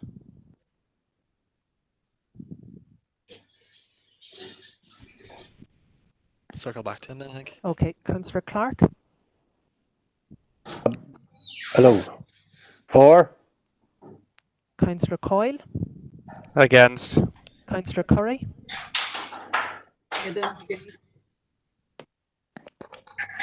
Sorry, Councillor. Councillor Curry? Against. Councillor Deehan? Against. Councillor Anne-Marie Donnelly? Against. Councillor Sean Donnelly. Against. Councillor Stephen Donnelly. 4. Councillor Elliott. Councillor Erskine. Against. Councillor Feely. Against. Councillor Fitzgerald. Councillor Gannon. Against. Councillor Garrity. Sorry, Councillor Green. Against. Councillor Irvine. Against. Councillor Keenan. 4. Councillor Catherine Kelly. Against. Councillor Podrigan Kelly. Against. Councillor Maguire. In Aidan against. Councillor McAleer. 4. Councillor McCaffrey. In Aidan Multa. Against. Councillor McCann. Against. Councillor McCloughery. Against. Councillor McElduff. In Aidan, against. Councillor McPhillips. Against. Councillor O'Coffey. Son 4. Councillor O'Reilly. Against. Councillor Rainey. Against. Councillor Robinson. Against. Councillor Smith. Against. Councillor Swift. Against. Councillor Thompson. Against. Councillor Thornton. Against. Councillor Warrington. Against. Councillor Wilson. Against. And I'll just check, Chair, if Councillor Campbell came in the course. Yeah, sorry, Chair, I got cut out there. Yeah, sorry, apologies for that. Against. Thank you. Okay. Sure, so we had 5. So, Madam Chair, Sorry. Councillor Keith Elliott, she was still online. Oh, sorry, Councillor Elliott.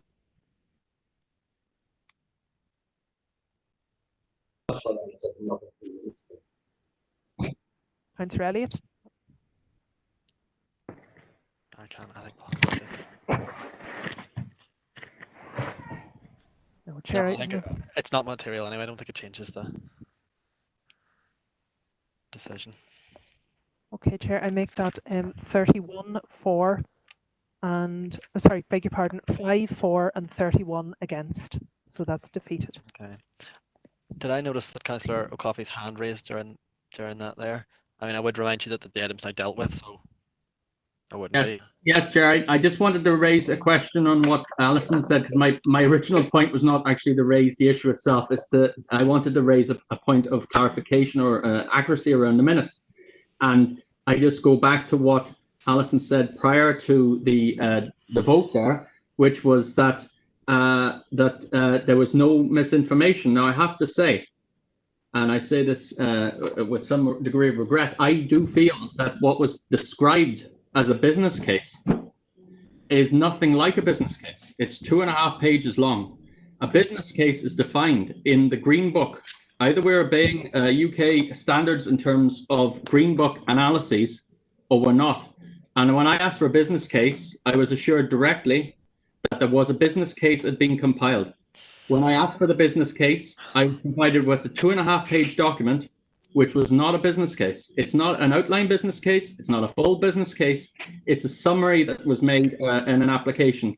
And furthermore, I understand that the only economic appraisal conducted that in any way impinges upon this project was in relation to the necessity for car park. And I understand, I am not against the project. My issue is really that I've been told that there was a business case compiled flatly when I've got a document which is not a business case. And I think that needs to be reflected. I really do. Well, Chair, if I may comment, I think it was already now been outlined on 2 occasions the funding processes associated with this. The document which Councillor O'Coffey is disputing the validity of in terms of a business case is the requirement of the local action group that is the funding body and so determines their documentation and the terminology attached to it, in this case a business case. I would suggest, Chair, if Councillor O'Coffey or other members going forward wish to specify the nature of the business case, be that Green Book, 5 case or any other model, they do so and we can provide clarification at that point. I'm not also saying, I think it was another member who suggested that there had been misleading information provided, that whether Councillor O'Coffey accepts the definition of the business case as agreed by the funder is one matter, but it is an acceptable business case for that purpose. The minute is therefore accurate and there was no misleading information provided. And the vote has been taken. So I'm going to consider that item closed and move on to page 19. Page 19, page 20, page 21, page 22, page 23. Okay, I'll take a proposal for that in the chat. If somebody wishes to propose that document. Tommy McGuire, Councillor McGuire, and seconded by anyone at all. Bert Wilson. Oh well, no, Paul beat you to the punch, as the man says. Anyone who wishes to dissent from that, please indicate now. Nope. Okay, I'll take that as passed, and we'll move on. Item 10, to consider the report of the Policy and Resources Committee held on 10th of June 2020, paper H. Take it page by page. Sorry, Chair, had we finished that previous report? Yes, Chair, it's been adopted. Yeah, it's been adopted. Okay. Chair, can I clarify, because I believe that the issue of who seconds that motion is still an open one. No, Councillor Irvine seconded that, Chair. The recommendation by Councillor Swift proposed, Councillor Irvine seconded. There we go. I think that's it resolved.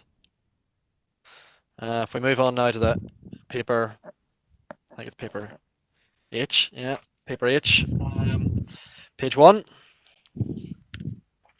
page 2, page 3, page 4. Page 5.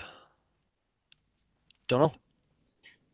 Yeah, thank you, Chair. It's just for accuracy in terms of 5.4, the Chief Executive advised further to a member's query that the Council was successfully working with Devonish Forum. I would like that to specifically to reference the issue that was discussed, which was the improvement of the potential to investigate the opportunity to improve footpaths outside of the neighbourhood renewal area. So if we could just reference that, because that was the issue discussed there. Thank you, Chair. Okay, do you have a seconder for that? Maybe just throw it into the chat to keep things moving. Yeah, second that. Grand. Anyone dissent from that? No. All right, we'll keep moving on. So that's proposed by Donald and seconded by Eamon. Page 3, page 4, page 5. Page 6, page 7, page 8, page 9, page 10, page 11. Donald? Thank you, Chair. Just it's in relation to page 10. The issue is the vote on that was passed on the proposal of Councillor Deehan at the very top of the page there. That vote was also for this matter to be considered by the Health and Social Care Group. So I just would like that reference specifically there. Thank you, Chair. Okay, Councillor Deehan, I saw your name. Thank you, Chair. Well, it was on that particular point that Councillor O'Coffey raises.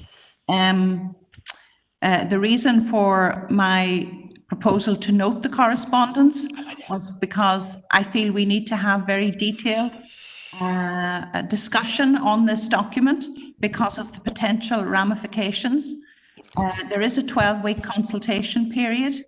I had also suggested that we could have a single item agenda on a meeting of the Health and Social Care Group. So perhaps we could amend the minute accordingly, Chair. I'm just being sort of pointed. It is referenced on page 8. So I mean, you can either keep your proposal the way it is and amend the minutes, or leave it on page 8. And I'll take advice from the proposer as to what he wants to do on that. I prefer personally to have it explicitly referenced, because I do believe that was what Councillor Deehan proposed, as far as I gather, and I would like to be accurate. Thank you, Chair. Yeah, that's all right. Any dissent into that? amendment of the minutes. Sorry, Chair. Sorry, Go Chair, may I come in there? Yeah, go on. Yeah. This is obviously going to take some time, and actually the agenda for the next meeting of the Health and Social Care group has been published, and that item is not on it specifically. I presume that is because of the nature of the discussions and the length of time that would take. So could I just seek clarification from the Chief Executive that we are planning to have a special meeting of the Health and Care Social Group to consider this matter as a single item agenda? Because... Sorry. Yeah, Alison, no, Chair, just to confirm, I will check that, but my understanding is that was the sole item on the agenda. So if that has not been properly transcribed, and indeed that was the basis for the various directors from the trust who are in attendance are specifically on that matter. So I will, and as Councillor Deehan has rightly indicated, Chair, the meeting is on Friday, so I will reconfirm that with those individuals and also with members, but certainly that was my firm understanding. That's fair enough. I'm getting a message in the chat here. I mean, I think that covers off that item. All right, you'll clarify that in the meantime. Councillor Swift.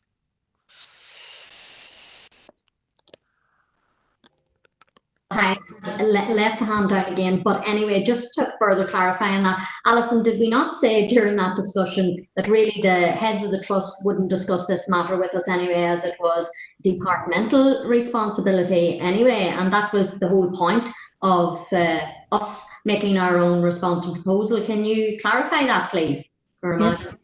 Yes, Chair, that was certainly discussed in the course of the meeting, but it was also, or as part of the proposal, it was suggested that it be the single item agenda for consideration by the healthcare group, albeit I think it was acknowledged the trust representatives would be giving a particular perspective as opposed to the departmental reps, and that there may be gaps as a result of that. Yes, well, I suppose that just still makes no sense to me, and it is unfortunate that the proposal on the night fell. And I know there was misinterpretation of what Councillor O'Coffey had described as a quangle, and I think that it possibly threw the vote out then because of the misunderstanding of which, you know, he just happened to use that as a term and not the full meaning of what we understand quangles to be. So I do think that's unfortunate, because I know it'll be a one-line response on Friday. Thank you. Okay. So we have the proposal still there, just to tidy things up. Is there any dissent to that being just explicitly mentioned in the final section of page 10? Chair, I have my hand up. Oh, sorry, we don't have you. Aye. I must admit, just listening to this, it seems a bit pedantic that we discuss an issue about a letter dated 9th of June, the exact date, and it's on the agenda. I presume there was the only one letter dated 9th of June, and it's now felt that in the recommendation that we have to make actual reference to what the letter was about rather than the letter which we've already discussed. I think it's getting into minutiae, and this is another example of extending meetings unnecessarily. Thank you, Chair. Okay. Well, that's fair enough. But there's a proposal and second on the table. Anyone wish to dissent from that? Please say no. No. Okay. The minutes will be amended in accordance with that. Page 10, page 11, page 12. We'll take a proposer and seconder in the chat for the entire paper. Please.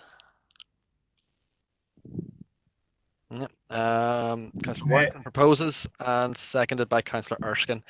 Any dissent from adopting the paper in its entirety? Nope.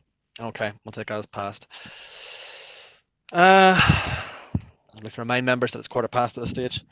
Item 11, to consider a report of the Brexit Committee held on 15th of June 2020. Paper I. I'll take it page by page. Page 1, page 2, page 3, page 4, page 5, page 6, page 7,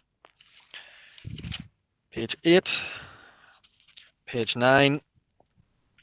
We'll take a proposer in the chat for the Brexit paper.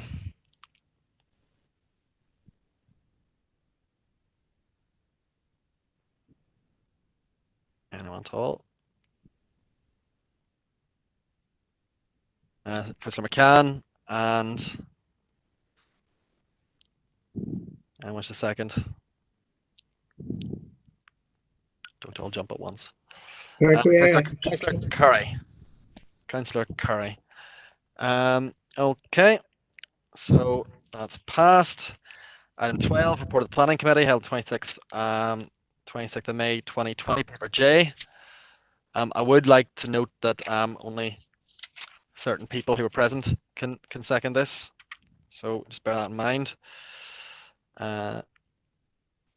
Be Councillor Garrity and Councillor Thompson chair for the first meeting. Yeah, I don't have a paper for that, but that's fair enough. Councillor Garrity and Councillor Thompson are the only ones who are in attendance at that meeting. Councillor Thompson, chair, fit to propose. Grand job. And is Councillor Garrity not here?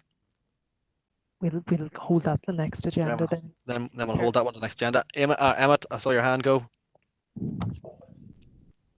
Apologies, Chair. No, I wanted to double check. Normally you would raise matters arising from the committees at the relevant committee, but if you're not on the planning committee, at what point or where can you raise matters arising from the report? I think, Chair, it was previously advised to the member that he could refer those to officers or indeed to members of the planning committee who can raise on their behalf.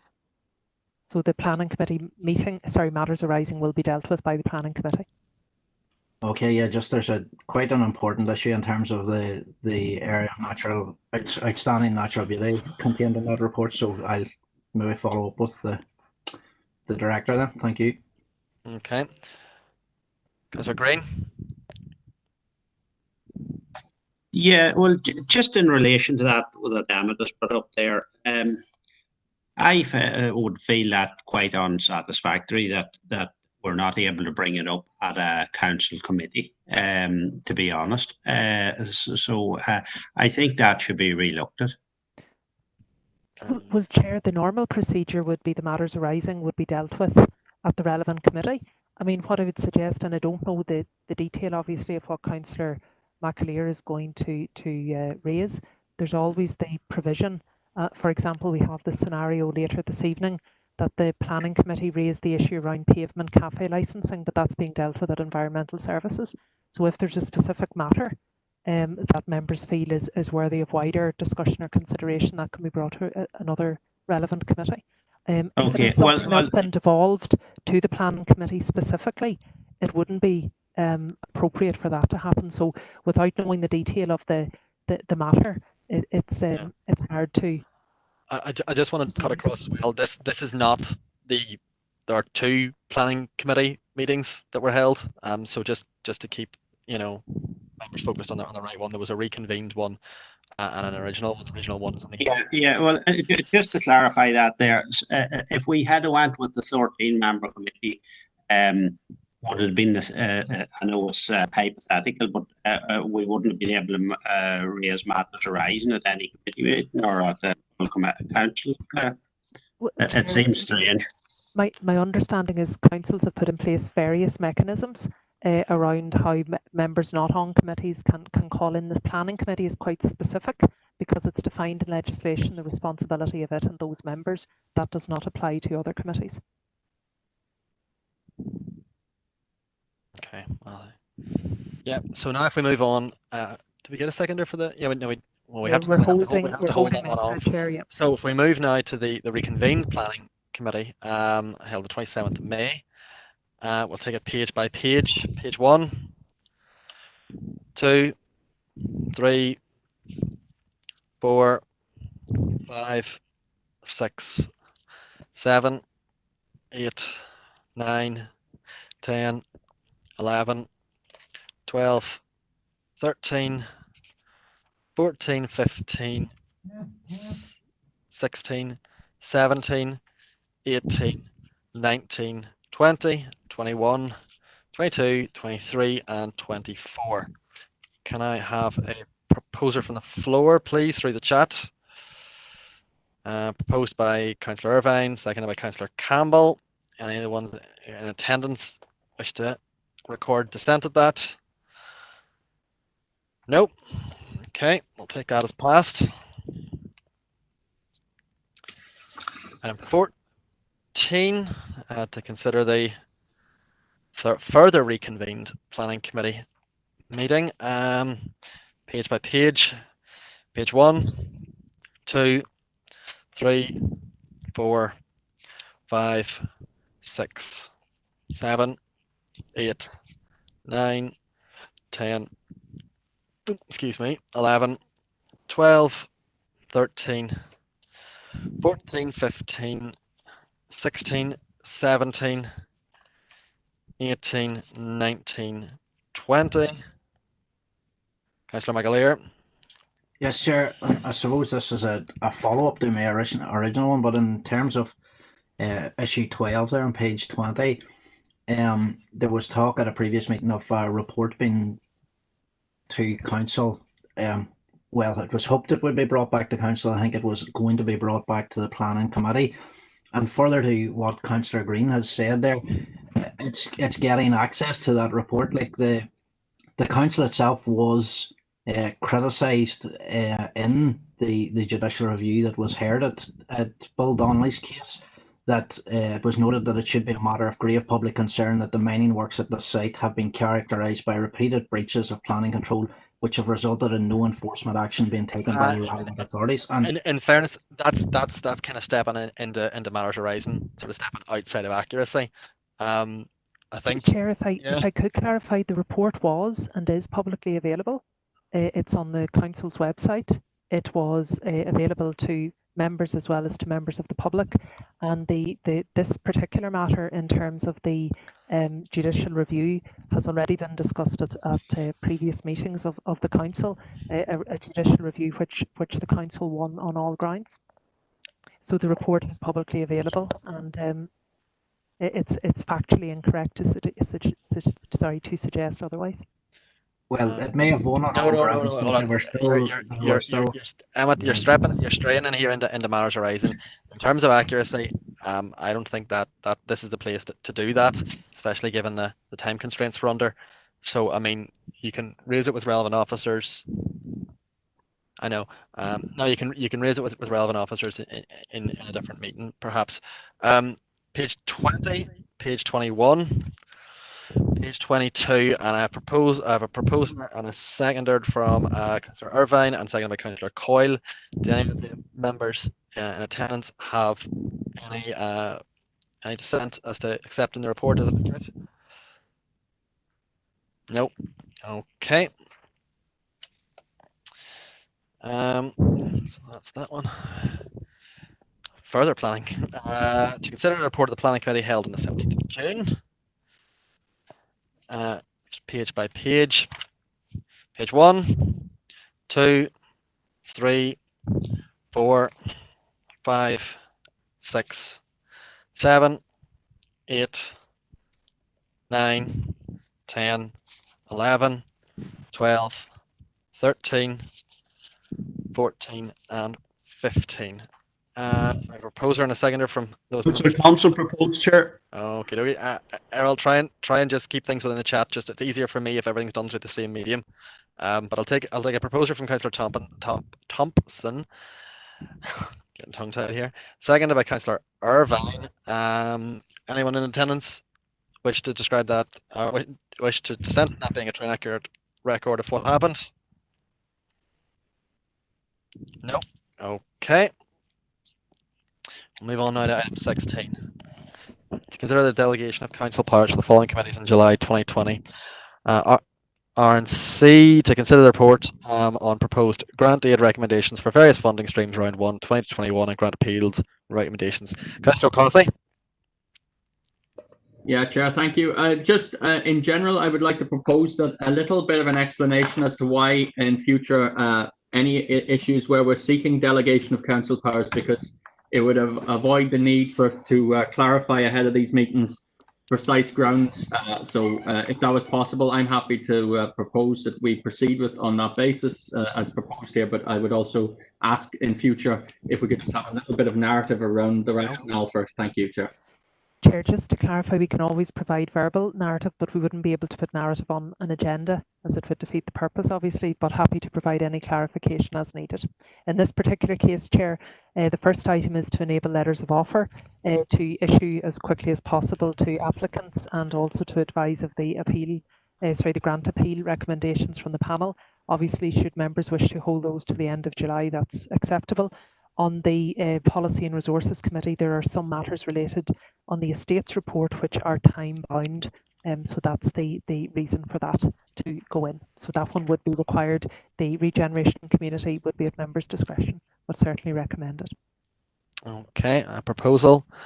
I wish to second that. I think that's in the chat from Councillor Warrington.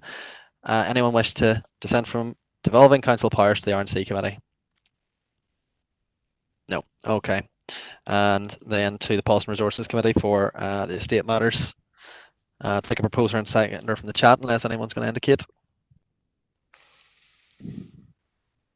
Councillor Donnelly and Marie Donnelly, and seconded by Councillor Warrington. Grant. So we'll consider that item done.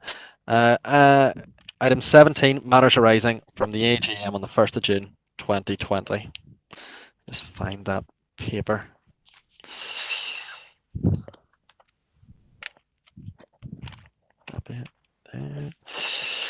I'll go through it page by page. No.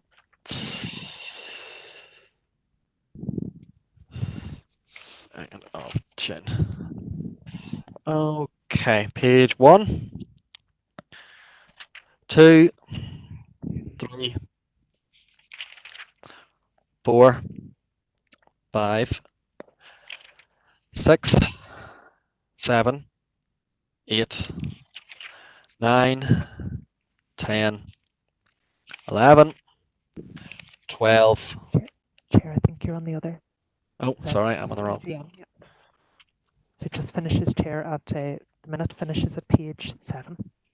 Oh, sorry, I'm on the wrong page here.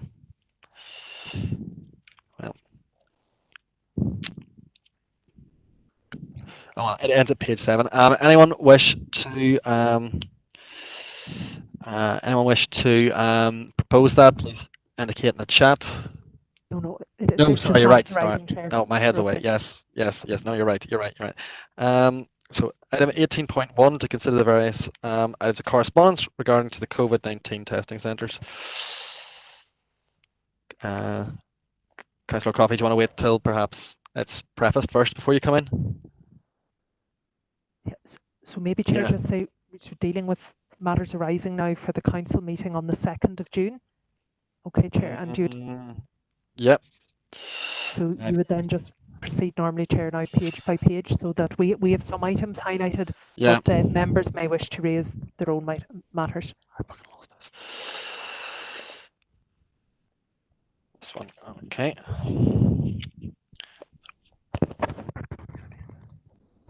Okay, so just so we're clear here, going page by page through the council meeting. Page 1, page 2, page 3. Chair, I'll just maybe stop you then at page 3. Okay. Just to advise, Chair, as per the agenda, we do have a number of items of correspondence specifically related to the COVID-19 testing centres. We have from the Health and Safety Executive Chair the response dated the 10th of June, which is advising that the matters referenced are the purview of the Public Health Agency and the Department of Health. We then, Chair, have correspondence dated the 19th of June from the Health and Social Care Board, and they itemised the various queries that the Council had raised. And finally, Chair, we had a letter also on the 19th of June from the Chief Executive of the Western Health and Social Care Trust. Okay. In that letter, I should say, Chair, they've advised us to seek clarification from the Public Health Agency on the matters raised. Okay, Councillor Warrington, you have your hand up. Yeah, well, it was just basically to say it's now 25 to 7. What way are we working tonight with the meeting? Seeing we have. I was gonna go to quarter 2. Okay. And then I want to speak when we get to page 11 or 12. Or sorry, 12 or 13. Okay. Well, look, we'll. Okay. Well, do you want to just take it in now then? Would that be maybe handy? No, well, I'll stay here, but sure, go on up. Proceed on the items. Okay. So I'd suggest, Chair, unless there are any specific queries on those letters, members may wish to note. Yeah. So if we have a number of proposals in the chat from. Sure, I have. Sorry. Just on the letter from the RQIA.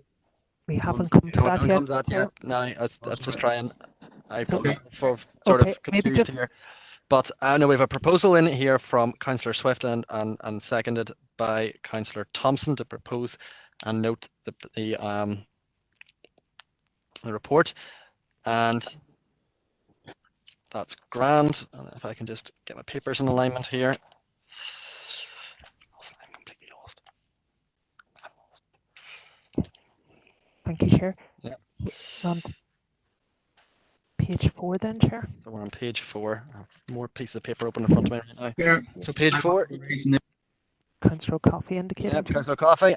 I understand you're for later, but anyway, go on ahead. No, it's on page 3 because it was 6.1. I was also wanting to come in on a different issue, but under 6.1, which is page 3, the correspondence we received from 18.1 and 18.2, I believe it are.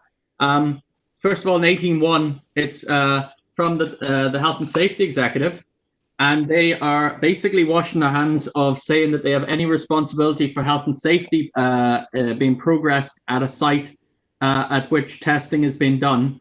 And as my understanding, I believe it is in common with the Chief Executive, she may want to confirm this, that the responsibility for this does indeed reside with the Health and Safety Executive. So in which case, I would certainly propose that we contact the Health and Safety again. I'm not going to get into the ping pong of this because I agree there's a limited utility of it, but I do believe it's important that the council stands up in regard to these issues publicly. And I think it's important that we put the onus on the Health and Safety Executive to ensure and respond to them that they do have a responsibility to make sure that there is actually adequate procedures in place so that if there is a second peak, that people are protected. So that's a proposal. The second point is in regard to the 18.2 documentation from the department itself.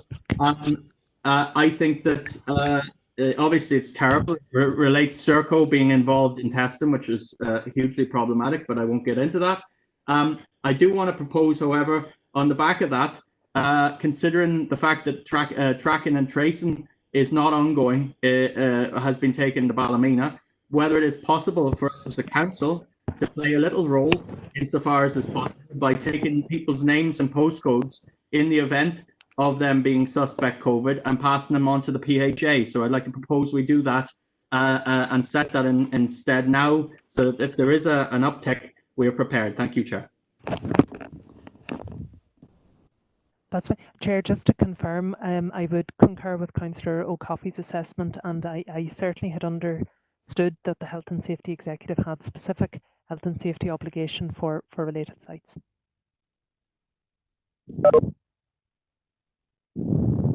So just a seconder then, no, we've them noted, but just we've then a seconder to Councillor O'Coffey's proposals there, Chair, please. Thank you, Councillor McAleer indicating there, Chair.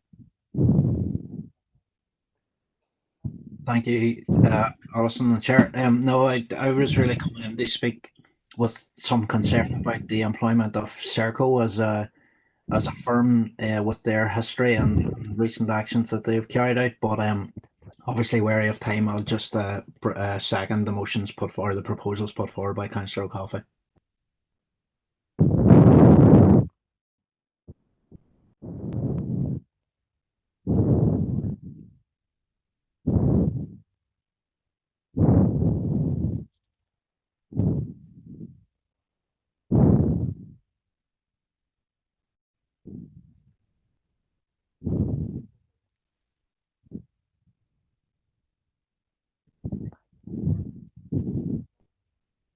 Is there anything happening there? Because all I can hear is breathing.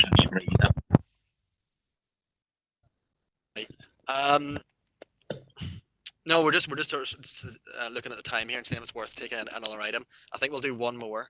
Alison. Yeah, well, Chair, I think you were just up to the I suppose we dealt with the correspondence that it issued on page 6, page 7 and page 8, Chair, just to advise we did issue the correspondence to members, to the Minister, but haven't received a response at this point. But on page 9, we have a response back from TransLink. It's an email correspondence, Chair. I do realise that there has been some maybe circumstances have superseded the discussion now, and that there has been clarity that is issued from the department in relation to aspects of face coverings for public transport. So the particular correspondence, Chair, that we have is dated the 16th of June from the Assistant to the Chief Executive of TransLink, who has advised that the two issues raised by the Council, namely the issuing of safe travel guidance and the requirement to wear face coverings, are both matters for the consideration of DFI. And just to confirm, we did issue similar correspondence to the department and are awaiting a response, Chair. Okay, I don't see any real... Oh, sorry, we have two more indications from Councillor McAleer and Councillor O'Coffey. So Councillor McAleer.